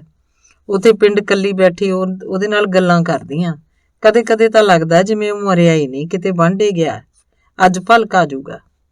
ਕਦੇ ਉਹੀ ਭੁਲੇਖੇ ਪਈ ਜਾਣਗੇ ਜਿਵੇਂ ਉਹ ਬਾਰ ਮੂਹਰੇ ਖੜਾ ਹੋਵੇ, ਜਿਵੇਂ ਹੁਣੇ ਇੱਥੋਂ ਲੰਘ ਗਿਆ ਹੋਵੇ, ਜਿਵੇਂ ਬਾਹਰਲੇ ਘਰ ਤੁਰਿਆ ਫਿਰਦਾ ਹੋਵੇ। ਇਹ ਵੀ ਹੋ ਸਕਦਾ ਹੈ ਉਹਦੀ ਰੂਹ ਤੁਰਿਓ ਫਿਰਦੀ ਹੋਵੇ। ਬੇਬੇ ਜਿਵੇਂ ਆਪਣੇ ਆਪ ਨਾਲ ਗੱਲਾਂ ਕਰ ਰਹੀ ਸੀ। ਕੇਵਲ ਤੇ ਰੋਜ਼ੀ ਨੂੰ ਚੁੱਪ ਜੇ ਕਰ ਗਏ ਦੇਖ ਬੇਬੇ ਸੰਭਲ ਕੇ ਆਖਣ ਲੱਗੀ, ਮੇਰੀ ਗੱਲ ਸੁਣੋ, ਬੁੜੇ ਤਾਂ ਪੱਕਿਆ ਪਾਨ ਹੁੰਦੇ ਨੇ, ਪੀਲੇ ਪੱਤੇ ਨੇ ਝੜਨਾ ਹੀ ਹੁੰਦਾ ਹੈ। ਸਦੋਂ ਤਾਂ ਕੋਈ ਵੀ ਨਹੀਂ ਬੈਠਾ ਰਹਿੰਦਾ, ਰੱਬ ਦਾ ਭੈਣਾ ਮੰਨੀਦਾ, ਬਾਹਲਾ ਉਦਰੀ ਦਾ ਨਹੀਂ। ਸਾਡੇ ਗੁਰੂ ਨੇ ਤਾਂ ਨਿੱਕੇ ਨਿੱਕੇ ਬੱਚੇ ਆਪਣੇ ਹੱਥੀਂ ਤੋਰਤੇ ਸੀ। ਆਉਣ ਜਾਣ ਤਾਂ ਦੁਨੀਆ ਤੇ ਬਣਿਆ ਹੋਇਆ ਹੈ। ਜਿੱਦਣ ਮੈਂ ਮਰੀ ਊਂ ਨਾ ਘਬਰਾ ਜਾਇਓ, ਗੁਰਨਾਮ ਨੂੰ ਸੱਦ ਲਿਓ, ਉਹਨੂੰ ਪਤਾ ਸਭ ਕਾਰਾਂ ਵਿਹਾਰਾਂ ਦਾ। ਉਹ ਵੀ ਬੁੜੀ ਕੁੜੀ ਨੂੰ ਤਾਂ ਉਹਦੇ ਪੇਕਿਆਂ ਨਹੀਂ ਕਿਉਂਟਣਾ ਹੁੰਦਾ ਹੈ। ਬਾਹਲਾ ਕੰਮ ਚੜਾਓ ਕਰਨ ਦੀ ਵੀ ਲੋੜ ਨਹੀਂ, ਸਾਰਾ ਕੁਝ ਸਾਦਾ ਜਿਹਾ ਹੀ ਰੱਖਿਓ। ਪਿੰਡ ਘਰ ਉਦੋਂ ਹੀ ਬੰਦ ਕਰਕੇ ਨਾ ਜਿਓ, ਉੱਥੇ ਇੱਕ ਕਮਰਾ ਤੇ ਰਸੋਈ ਦੇ ਕੇ ਕਿਸੇ ਲਾਗੀ ਤੱਥੀ ਨੂੰ ਬਿਠਾ ਆਇਓ, ਜਿਹੜਾ ਧੂਫ ਬੱਤੀ ਕਰਦਾ ਰਹੇ। 1.25 ਮਹੀਨੇ ਮਗਰੋਂ ਪੰਡਤ ਨੂੰ ਰੋਟੀ ਖਵਾ ਕੇ, ਕੱਪੜੇ ਦੇ ਕੇ ਪੈਰੀਂ ਹੱਥ ਲਾ ਦਿਓ। ਸਰਾਧਾਂ ਦੇ ਦਿਨਾਂ 'ਚ ਇਹ ਯਾਦ ਨਾ ਰਹੇ ਕਿ ਕੌਣ ਕਿਸ ਤਿੱਥ ਮਰਿਆ ਸੀ ਤੇ ਉਹਦਾ ਸਰਾਧ ਕਿਹੜੀ ਤਿੱਥ ਨੂੰ। ਤਾਂ 14 ਜਾਂ ਮੌਸ ਵਾਲੇ ਦਿਨ ਖੀਰ ਪ੍ਰਸ਼ਾਦ ਨਾਲ ਸੁੱਚੇ ਮੂੰਹ ਰੋਟੀ ਤਿਆਰ ਕਰਕੇ ਕਿਸੇ ਭਾਈ ਜਾਂ ਪੰਡਤ ਨੂੰ ਖਵਾ ਦਿਓ। ਨਾਲੇ ਕੱਪੜਾ ਲੀੜਾ ਜੋ ਸ਼ਰਧਾ ਹੋਵੇ ਦੇ ਕੇ ਮੱਥੇ ਟੇਕ ਦਿਓ ਤੇ ਸਾਰੇ ਮਰਿਆਂ ਦਾ ਨਾਂ ਲੈ ਕੇ ਕੋਠੇ ਤੇ ਕਾਵਾਂ ਨੂੰ ਖੀਰ ਪ੍ਰਸ਼ਾਦ ਨਾਲ ਰੋਟੀ ਪਾਇਓ। ਇਹਨਾਂ ਦਿਨਾਂ ਵਿੱਚ ਰੂਹਾਂ ਜ਼ਰੂਰ ਆਪਣੇ ਘਰਾਂ ਨੂੰ ਮੁੜਦੀਆਂ ਨੇ। ਬੇਬੇ ਨੇ ਜਦੋਂ ਦੱਸਿਆ, ਕੇਵਲ ਉਦਾਸ ਜਿਹਾ ਹੋ ਗਿਆ। ਅੰਦਰ ਟੈਲੀਫੋਨ ਦੀ ਘੰਟੀ ਖੜਕੀ। ਆਇਓ ਜ਼ਰਾ, ਕੁਲਜੀਤ ਨੇ ਕੇਵਲ ਨੂੰ ਸੱਦਿਆ। ਹੈਲੋ, ਕੀ ਬਣਦਾ ਹੈ? ਬਲਵੀਰ ਨੇ ਫੋਨ ਤੇ ਪੁੱਛਿਆ। ਕੁਛ ਨਹੀਂ, ਬੇਬੇ ਨਾਲ ਗੱਪਾਂ ਛੱਪਾਂ ਮਾਰਦੇ ਰਹੀਦਾ ਹੈ, ਕੇਵਲ ਨੇ ਦੱਸਿਆ। ਕੱਲ ਨੂੰ ਫਿਰ ਆ ਰਹੇ ਹੋ ਨਾ ਬੇਬੇ ਨੂੰ ਲੈ ਕੇ ਸਾਡੇ ਵੱਲ? ਉਹ ਆ ਜਾਣਗੇ, ਕੋਈ ਉਚੇਚ ਨਾ ਕਰਿਓ। ਬੇਬੇ ਤਾਂ ਰਾਤ ਨੂੰ ਕਦੇ ਰੋਟੀ ਖਾਂਦੀ ਹੈ, ਕਦੇ ਨਹੀਂ। ਉਹ ਬੇਬੇ ਦੇ ਬਹਾਨੇ ਆਪਾਂ ਖਾ ਲਾਂਗੇ। ਇਸ ਗੱਲੋਂ ਮੇਰੀ ਬੀਜੀ ਨੂੰ ਖਾਣ ਬਣਾਉਣ ਦਾ ਬੜਾ ਸ਼ੌਕ ਹੈ। ਹੁਣ ਤਾਂ ਨਾਲੇ ਜਦੋਂ ਦੀ ਬੇਜੀ ਦੇ ਪੈਰ ਤੇ ਸੱਟ ਲੱਗੀ ਹੈ, ਸਾਰਾ ਵੇਲਾ ਘਰ ਹੀ ਹੁੰਦੀ ਹੈ, ਨਿੱਤ ਨਵੀਂ ਚੀਜ਼ ਬਣਾ ਧਰਦੀ ਹੈ। ਪੈਰ ਤੇ ਸੱਟ ਕਿਵੇਂ ਲੱਗ ਗਈ? ਉਹ ਪਤਾ ਨਹੀਂ, ਸਟੋਰ ਤੋਂ ਕੁਝ ਲੈਣ ਗਈ ਸੀ, ਪੌੜੀਆਂ ਚੜਕ ਕੇ ਡਿੱਗ ਪਈ। ਹੱਡੀ ਮਾੜੀ ਜੀ ਕਰੈਕ ਹੋ ਗਈ, ਡਾਕਟਰ ਨੇ ਚੁੱਕ ਕੇ ਪਲਸਤਰ ਲਾਤਾ। ਚੱਲ ਫੇਰ ਤਾਂ ਅਸੀਂ ਆਵਾਂਗੇ, ਨਾਲੇ ਬੇਜੀ ਦਾ ਪਤਾ ਲੈ ਜਾਵਾਂਗੇ। ਨਾਲੇ ਅੱਜ ਹੀ ਆਥਣੇ ਲੇਖਕ ਸਭਾ ਦਾ ਪ੍ਰੋਗਰਾਮ ਹੈ। ਕਹਿੰਦੇ ਨੇ ਇੱਕ ਲੇਖਕ ਆਇਆ ਹੋਇਆ, ਬਲਵੀਰ ਨੇ ਪੁੱਛਿਆ। ਲੇਖਕ ਕੋਲ ਜੋ ਕੁਝ ਹੁੰਦਾ ਉਹਦੀਆਂ ਕਿਤਾਬਾਂ 'ਚ ਹੁੰਦਾ ਹੈ। ਆਪਾਂ ਨੂੰ ਉਹ ਕੀ ਸਿਖਾ ਪੜ੍ਹਾ ਜਾਊ, ਵਾਧੂ ਪੈਸੇ ਇਕੱਠੇ ਕਰਨ ਆ ਜਾਂਦੇ ਨੇ, ਭੁੱਖ ਨੰਗ ਦੇ ਮਾਰੇ ਹੋਏ। ਚੱਲ $5-10 ਨਾਲ ਆਪਾਂ ਨੂੰ ਕੀ ਘਾਟਾ ਪੈ ਚੱਲਿਆ ਹੈ। ਅਗਲਾ ਖੁਸ਼ ਹੋ ਜਾਂਦਾ ਵੀ ਮੇਰਾ ਮਾਨ ਸਨਮਾਨ ਕੀਤਾ। ਅਗਲੇ ਨੂੰ ਸਭ ਪਤਾ ਹੁੰਦਾ ਵੀ ਸ਼ਰਮੋ ਸ਼ਰਮੀ $5-10 ਢਾਲ ਕੇ ਅਗਲਿਆਂ ਨੇ ਮਸਾਂ $1000-1500 ਇਕੱਠੇ ਕੀਤੇ ਨੇ। ਬਾਕੀ ਮਾੜੀ ਗੱਲ ਤਾਂ ਇਹ ਹੈ ਕਿ ਇੱਥੇ ਮਹੀਨਾ 20 ਦਿਨ ਫਿਰ ਤੁਰ ਕੇ ਹੀ ਸਾਡੇ ਬਾਰੇ ਕਿਤਾਬਾਂ ਲਿਖਣ ਬੈਠ ਜਾਂਦੇ ਨੇ ਵੀ ਕੰਜਰੋ ਤੁਹਾਨੂੰ ਕੀ ਪਤਾ ਸਾਡੀ ਜ਼ਿੰਦਗੀ ਦਾ, ਸਾਡੀਆਂ ਮੁਸੀਬਤਾਂ ਦਾ। ਉਹਨਾਂ ਨੂੰ ਤਾਂ ਸਾਡੇ ਵੱਡੇ ਘਰ ਵੱਡੀਆਂ ਕਾਰਾਂ ਹੀ ਦਿਸਦੀਆਂ ਨੇ। ਸਾਡੀਆਂ ਅੱਖਾਂ 'ਚ ਜੰਮ ਗਿਆ ਹੋਇਆ ਉਨੀਂਦਰਾ ਨਹੀਂ ਦਿਸਦਾ। ਸਾਡੀ ਨੀਅਤ ਵਿੱਚ ਡਾਲਰਾਂ ਮਗਰ ਭਟਕੇ ਫਿਰਨਾ ਨਹੀਂ ਦਿਸਦਾ। ਸਾਡੇ ਹੱਡਾਂ 'ਚ ਵਸੀ ਠੰਡ ਨਹੀਂ ਦਿਸਦੀ। ਸਾਡੇ ਆਵਾਰਾ ਹੋਏ ਬੱਚੇ ਨਹੀਂ ਦਿਸਦੇ, ਮਗਰ ਦੇਸ਼ 'ਚ ਰੁਲਦੇ ਸਾਡੇ ਮਾਪੇ ਨਹੀਂ ਦਿਸਦੇ। ਉਹ ਛੱਡ ਕੇਵਲ, ਇੱਥੇ ਐਸ਼ਾਂ ਵੀ ਤਾਂ ਬਥੇਰੀਆਂ ਨੇ। ਹਿੰਦੁਸਤਾਨ ਦੇ ਰਾਜੇ ਮਹਾਰਾਜੇ ਹੀ ਸਿਰਫ ਬਾਹਰਲੇ ਮੁਲਕਾਂ 'ਚ ਆਪਣੇ ਬੱਚੇ ਪੜ੍ਹਾਉਂਦੇ ਸੀ, ਜਿੱਥੇ ਸਾਡੇ ਬੱਚੇ ਪੜ੍ਹਦੇ ਨੇ। ਹਵਾਈ ਜਹਾਜ਼ਾਂ 'ਚ ਕਿੰਨੇ ਕੁ ਹਿੰਦੁਸਤਾਨੀ ਸਫ਼ਰ ਕਰਦੇ ਨੇ, ਇਹ ਤਾਂ ਦੇਖ। ਬਾਕੀ ਇੰਨਾ ਕੈਸ਼ 10 ਕਿਹਦੇ ਕੋਲ ਹੁੰਦਾ ਜਿੰਨਾ ਆਪਣੇ ਬੰਦਿਆਂ ਕੋਲ ਹੈ। ਮੈਂ ਤਾਂ ਆਖਦਾ ਬੇਬੇ ਨੂੰ ਮਨਾ ਲੈ, ਇੱਥੇ ਹੀ ਰਹੋ। ਉਹ ਬੇਬੇ ਦਾ ਨਹੀਂ ਇੱਥੇ ਜੀ ਲੱਗਦਾ। ਕੱਲ ਦੀ ਗੱਲ ਹੈ, ਅਸੀਂ ਸਾਰੇ ਘਰ ਨਹੀਂ ਸੀ, ਮਗਰੋਂ ਬਾਥਰੂਮ ਦੀ ਟੂਟੀ ਕਿਤੇ ਖੁੱਲੀ ਰਹਿ ਗਈ, ਪਾਣੀ ਨਾਲ ਘਰ ਭਰ ਗਿਆ, ਮੁੜ ਕੇ ਬੰਦ ਨਾ ਹੋਵੇ। ਬੇਬੇ ਨੇ ਗੁਆਂਢੀਆਂ ਦਾ ਦਰਵਾਜ਼ਾ ਖੜਕਾਇਆ, ਜੌਰਜ ਆ ਵੀ ਗਿਆ। ਨਾ ਉਹਨੂੰ ਬੇਬੇ ਦੀ ਗੱਲ ਸਮਝ ਲੱਗੇ, ਨਾ ਬੇਬੇ ਨੂੰ ਉਹਦੀ। ਉਹ ਹੈਮਰ ਪੁੱਛੀ ਜਾਵੇ। ਬੇਬੇ ਨੂੰ ਲੱਗਿਆ ਕਿਤੇ ਮੈਨੂੰ ਹੈ ਮਰ ਬੁੜੀਏ ਮਰ ਆਖਦਾ। ਜੌਰਜ ਆਪਣੇ ਘਰੋਂ ਅੰਦਰ ਔਜ਼ਾਰ ਲਿਆ ਕੇ ਨਲਕਾ ਤਾਂ ਬੰਦ ਕਰ ਗਿਆ। ਫਿਰ ਬੇਬੇ ਨੂੰ ਇਹੀ ਫਿਕਰ ਖਾਈ ਜਾਏ ਕਿ ਕਲੀਨ ਭਿੱਜ ਗਏ ਨੇ। ਮਸਾ ਸਮਝਾਇਆ ਵੀ ਨਾਇਲਨ ਦੇ ਨੇ, ਸੁੱਕ ਜਾਣਗੇ। ਐਉਂ ਕਰ, ਤੂੰ ਕੰਮ ਤੇ ਜਾਂਦਾ, ਬੇਬੇ ਨੂੰ ਇੱਧਰ ਛੱਡ ਜਾਇਆ ਕਰ। ਦੋਨਾਂ ਬੁੜੀਆਂ ਦਾ ਜੀ ਲੱਗਿਆ ਰਿਹਾ ਕਰੂ। ਅਜੇ 10 ਦਿਨਾਂ ਨੂੰ ਖੁੱਲਣਾ ਬੀਜੀ ਦਾ ਪਲਸਤਰ, ਬਲਵੀਰ ਨੇ ਦੱਸਿਆ। ਕੇਵਲ ਨੂੰ ਬੇਬੇ ਦੀ ਘਰ 'ਚ ਇਕੱਲੀ ਰਹਿਣ ਦੀ ਜੋ ਚਿੰਤਾ ਰਹਿੰਦੀ ਸੀ, ਉਸ ਪੱਖੋਂ ਬਲਵੀਰ ਦੀ ਗੱਲ ਉਹਨੂੰ ਚੰਗੀ ਲੱਗੀ। ਧੰਨਵਾਦ। ਅੰਗ 8ਵਾਂ। ਅਗਲੇ ਦਿਨ ਉਹ ਬਲਬੀਰ ਵੱਲ ਚਲੇ ਗਏ। ਬੇਬੇ ਹੈਰਾਨ ਹੋਈ ਕਿ ਬਲਬੀਰ ਕੋਲ ਵੀ ਓਡਾ ਹੀ ਸੋਹਣਾ, ਓਡਾ ਹੀ ਵੱਡਾ ਘਰ ਸੀ। ਉਸੇ ਤਰ੍ਹਾਂ ਬਲਬੀਰ ਦੇ ਘਰ 'ਚ ਵੀ ਕਾਲੀਨ ਵਿਛੇ ਸੀ, ਸ਼ੀਸ਼ੇ ਲੱਗੇ ਸੀ। ਬਲਬੀਰ ਦੀ ਬੇਬੇ ਹੈ ਤਾਂ ਵਿਚਾਰੀ ਉਹਦੇ ਵਰਗੀ ਸੀ, ਪਰ ਉਹਨੇ ਕਮੀਜ਼ ਸਲਵਾਰ ਉੱਪਰੋਂ ਜਿਹੜਾ ਅੱਧਾ ਕੁ ਲੰਡਾ ਜਿਹਾ ਕੋਟ ਪਾਇਆ ਹੋਇਆ ਸੀ, ਉਹ ਬੇਬੇ ਨੂੰ ਬੜਾ ਅਜੀਬ ਲੱਗਿਆ। ਬਲਬੀਰ ਦੀ ਵਹੁਟੀ ਨੇ ਆਲੂ ਮਟਰਾਂ ਦੀ ਸਬਜ਼ੀ, ਮੋਠਾਂ ਦੀ ਦਾਲ, ਪਕੌੜੀਆਂ ਪਾ ਕੇ ਦਹੀਂ ਨਾਲ ਤੰਦੂਰੀ ਰੋਟੀਆਂ ਤਿਆਰ ਕਰ ਰੱਖੀਆਂ ਸੀ। ਤੰਦੂਰ ਇੱਥੇ ਹੁੰਦੇ ਨੇ? ਬੇਬੇ ਨੇ ਹੈਰਾਨ ਹੁੰਦਿਆਂ ਪੁੱਛਿਆ। ਇੱਥੇ ਬੇਜੀ ਬਿਜਲੀ ਦੇ ਤੰਦੂਰ ਹੁੰਦੇ ਨੇ। ਆਪਣੇ ਬਿਜਲੀ ਦੇ ਚੁੱਲ੍ਹਿਆਂ ਦੇ ਹੇਠਲੇ ਪਾਸੇ ਵੀ ਤੰਦੂਰ ਹੈ। ਇੱਕੋ ਵਾਰੀ ਰੋਟੀਆਂ ਵਿੱਚ ਰੱਖ ਦਿਓ, ਬਣੀਆਂ ਕੱਢ ਲਓ। ਬਲਬੀਰ ਦੀ ਵਹੁਟੀ ਦੀ ਥਾਂ ਕੁਲਜੀਤ ਨੇ ਦੱਸਿਆ। ਸੇਵੀਆਂ ਲਓ, ਮੇਰੀ ਮਾਂ ਨੇ ਇੰਡੀਆ ਤੋਂ ਭੇਜੀਆਂ ਸੀ, ਬਲਬੀਰ ਦੀ ਵਹੁਟੀ ਨੇ ਹੁੱਬ ਕੇ ਦੱਸਿਆ। ਬੇਬੇ ਨੂੰ ਲੱਗਿਆ ਹੁਣ ਤਾਂ ਮੈਂ ਬਥੇਰੀਆਂ ਵੱਟ ਦਿੰਦੀ ਜੇ ਦੱਸ ਦੇ। ਤੁਸੀਂ ਭੈਣ ਜੀ ਹੁਣ ਇੱਥੇ ਹੀ ਰਹੋ ਬੱਚਿਆਂ ਕੋਲ। ਉੱਥੇ ਪਿੰਡ ਤੁਸੀਂ ਇਕੱਲੇ ਤੇ ਇੱਥੇ ਇਹ ਇਕੱਲੇ, ਬਲਬੀਰ ਦੀ ਮਾਂ ਨੇ ਆਖਿਆ। ਇੱਥੇ ਤਾਂ ਮੈਂ ਸਾਰਾ ਦਿਨ ਇਕੱਲੀ ਬੈਠੀ ਦਾ ਦਿਨ ਕਿਹੜਾ ਮੁੱਕਦਾ, ਬੇਬੇ ਬੋਲੀ। ਮੈਂ ਜ਼ਰਾ ਕੁ ਲੇਟ ਹੋ ਜਾਂ ਮੇਰੇ ਨਾਲ ਕੰਮ ਤੇ ਚੱਲਿਆ ਕਰਿਓ। ਮੈਂ ਜਰਾ ਕੁ ਲੋਟ ਹੋ ਜਾ, ਮੇਰੇ ਨਾਲ ਕੰਮ ਤੇ ਚੱਲਿਆ ਕਰਿਓ। ਤੁਹਾਨੂੰ ਇੱਥੋਂ ਦੀਆਂ ਰੌਣਕਾਂ ਵਿਖਾਈਏ, ਨਾਲੇ ਹਫ਼ਤੇ ਮਗਰੋਂ ਡਾਲਰਾਂ ਦੀ ਜੇਬ ਭਰ ਕੇ ਲਿਆਈਏ। ਮੈਂ ਹੁਣ ਕਿਹੜੇ ਕੰਮ ਜੋਗੀ ਹਾਂ, ਬੈਠ ਕੇ ਤਾਂ ਉੱਠਿਆ ਨਹੀਂ ਜਾਂਦਾ। ਇਹੀ ਤਾਂ ਇਹਨਾਂ ਮੁਲਕਾਂ ਦਾ ਫਾਇਦਾ ਹੈ ਬਈ ਹਰੇਕ ਬੰਦੇ ਦੇ ਮੁਤਾਬਕ ਕੰਮ ਲੱਭ ਜਾਂਦਾ ਹੈ। ਮੈਂ ਜਿੱਥੇ ਜਾਂਦੀ ਹਾਂ ਬਾਗ 'ਚ ਫਲ ਤੋੜਨੇ ਹੁੰਦੇ। ਬੇਬੇ ਕੁਲਜੀਤ ਵੱਲ ਝਾਕੀ। ਜੀ ਤੁਸੀਂ ਕੰਮ ਕੁੰਮ ਨਾ ਕਰਿਓ, ਉਹੀ ਬੀਜੀ ਫਿਰ ਤੁਰ ਆਇਓ, ਕਿਸੇ ਦਿਨ ਜੀ ਲੱਗ ਜੂ, ਕੁਲਜੀਤ ਨੇ ਆਖਿਆ। ਅੱਜ ਜਿੰਨੇ ਦਿਨ ਮੇਰਾ ਪਲਸਤਰ ਨਹੀਂ ਉਤਰਦਾ ਤੁਸੀਂ ਇੱਧਰ ਹੀ ਆ ਜਾਇਆ ਕਰੋ। ਨਹੀਂ, ਮੈਂ ਆ ਜਾਇਆ ਕਰੂੰਗੀ ਵਿੱਚੋਂ ਟਾਈਮ ਕੱਢ ਕੇ। ਸਾਰਾ ਦਿਨ ਤਾਂ ਘਰ ਇਕੱਲਿਆਂ ਬੈਠਣਾ ਵੀ ਔਖਾ ਹੈ, ਤਾਈਏ ਤਾਂ ਔਰਤਾਂ ਨਿੱਕਾ ਮੋਟਾ ਕੰਮ ਸ਼ੁਰੂ ਕਰ ਲੈਂਦੀਆਂ ਨੇ, ਭਾਵੇਂ ਬੇਬੀ ਸਿਟਿੰਗ ਹੀ ਕਰਨ। ਫਿਰ ਬੇਬੇ ਵੱਲ ਝਾਕ ਕੇ ਆਖਣ ਲੱਗੀ, ਇੱਥੇ 2-4 ਘੰਟੇ ਕਿਸੇ ਦੇ ਨਿਆਣੇ ਸਾਂਭਣ ਨੂੰ ਬੇਬੀ ਸਿਟਿੰਗ ਆਖਦੇ ਨੇ, ਉਹਦੇ ਵੀ ਪੈਸੇ ਮਿਲਦੇ ਨੇ। ਤੂੰ ਵੀ ਸਾਊ ਕੰਮ ਕਰਨ ਜਾਨੀ ਹੈ, ਬੇਬੇ ਨੇ ਬਲਬੀਰ ਦੀ ਵਹੁਟੀ ਵੱਲ ਝਾਕ ਕੇ ਪੁੱਛਿਆ। ਹਾਂ ਬੇਜੀ, ਇੱਥੇ ਸਾਰੀਆਂ ਹੀ ਔਰਤਾਂ ਕੰਮ ਤੇ ਜਾਂਦੀਆਂ ਨੇ। ਤੂੰ ਕੀ ਕੰਮ ਕਰਦੀ ਹੈ ਘਰੋਂ ਬਾਹਰ ਜਾ ਕੇ, ਬੇਬੇ ਨੇ ਭੋਲੇ ਭਾਅ ਪੁੱਛਿਆ। ਭੈਣ ਜੀ ਨੇ ਦੱਸਿਆ ਨਹੀਂ ਤੁਹਾਨੂੰ, ਉਹ ਕੇਵਲ ਦੀ ਵਹੁਟੀ ਵੱਲ ਝਾਕ ਕੇ ਬੋਲੀ। ਮੈਂ ਹਸਪਤਾਲ 'ਚ ਨਰਸ ਲੱਗੀ ਹੋਈ ਹਾਂ, ਨਰਸਾਂ ਦੀ ਇੱਥੇ ਬੜੀ ਕਦਰ ਹੈ ਤਾਂ ਗੰਦਾ ਮੰਦਾ ਕੰਮ ਹੀ, ਬੇਬੇ ਨੇ ਮਨ 'ਚ ਆਖਿਆ, ਪਰ ਉਹ ਫਿਰ ਬੋਲੀ ਕੁਛ ਨਾ। ਤੁਹਾਡੀ ਨੂੰਹ ਇੱਕ ਸਟੋਰ 'ਚ ਕੰਮ ਕਰਦੀ ਹੈ, ਇਹਦੀ ਨੌਕਰੀ ਵਧੀਆ ਹੈ। ਨਹੀਂ, ਸਟੋਰ ਦੀ ਨੌਕਰੀ ਮੈਂ ਛੱਡ ਦਿੱਤੀ ਹੈ, ਉੱਥੇ ਪੇ ਘੱਟ ਸੀ, ਹੁਣ ਤਾਂ ਫੈਕਟਰੀ ਜਾਂਦੀ ਹਾਂ, ਲੋੜ ਵੇਲੇ ਨਾਈਟ ਸ਼ਿਫਟਾਂ ਵੀ ਲਾ ਲਈਦੀਆਂ ਨੇ, ਕੁਲਜੀਤ ਨੇ ਦੱਸਿਆ। ਬੇਬੇ ਡੌਰ ਭੌਰ ਜੀ ਹੋਈ ਉਹਨਾਂ ਦੀਆਂ ਗੱਲਾਂ ਸੁਣਦੀ ਰਹੀ। ਬਲਬੀਰ ਤੇ ਕੇਵਲ ਅੰਦਰ ਜਾ ਕੇ ਘੁੱਟ-ਘੁੱਟ ਲਾ ਆਏ ਸੀ, ਇਸੇ ਲਈ ਉਹਨਾਂ ਦੀ ਗੱਲਾਂ ਦਾ ਰੌਂ ਬਦਲ ਗਿਆ। ਅੱਜ ਭੈਣ ਜੀ ਤੋਂ ਡਰਦੀਆਂ ਨੇ, ਬਹੂਆਂ ਨੇ ਵੀ ਨਹੀਂ ਪੀਤੀ, ਬਲਬੀਰ ਦੀ ਬੇਬੇ ਨੇ ਜਦੋਂ ਆਖਿਆ। ਬੇਬੇ ਹੈਰਾਨ ਹੋ ਕੇ ਉਸ ਵੱਲ ਝਾਕੀ। ਇੱਥੇ ਨਹੀਂ ਭੈਣ ਜੀ ਇਹਨਾਂ ਗੱਲਾਂ ਦਾ ਕੋਈ ਬੁਰਾ ਮਨਾਉਂਦਾ, ਆਦਮੀ ਤੀਵੀਆਂ ਸਭ ਸਾਰਾ ਕੁਝ ਹੀ ਖਾਂਦੇ ਪੀਂਦੇ ਨੇ। ਬੇਬੇ ਹੈਰਾਨ ਜੀ ਹੋ ਕੇ ਸਭ ਸੁਣਦੀ ਰਹੀ। ਕੱਲ ਨੂੰ ਫਿਰ ਕੇਵਲ ਛੱਡ ਜੂ ਤੁਹਾਨੂੰ ਇੱਧਰ ਕੰਮ ਤੇ ਜਾਣ ਲੱਗਿਆ, ਤੁਰਨ ਵੇਲੇ ਬਲਬੀਰ ਦੀ ਬੇਬੇ ਨੇ ਆਖਿਆ।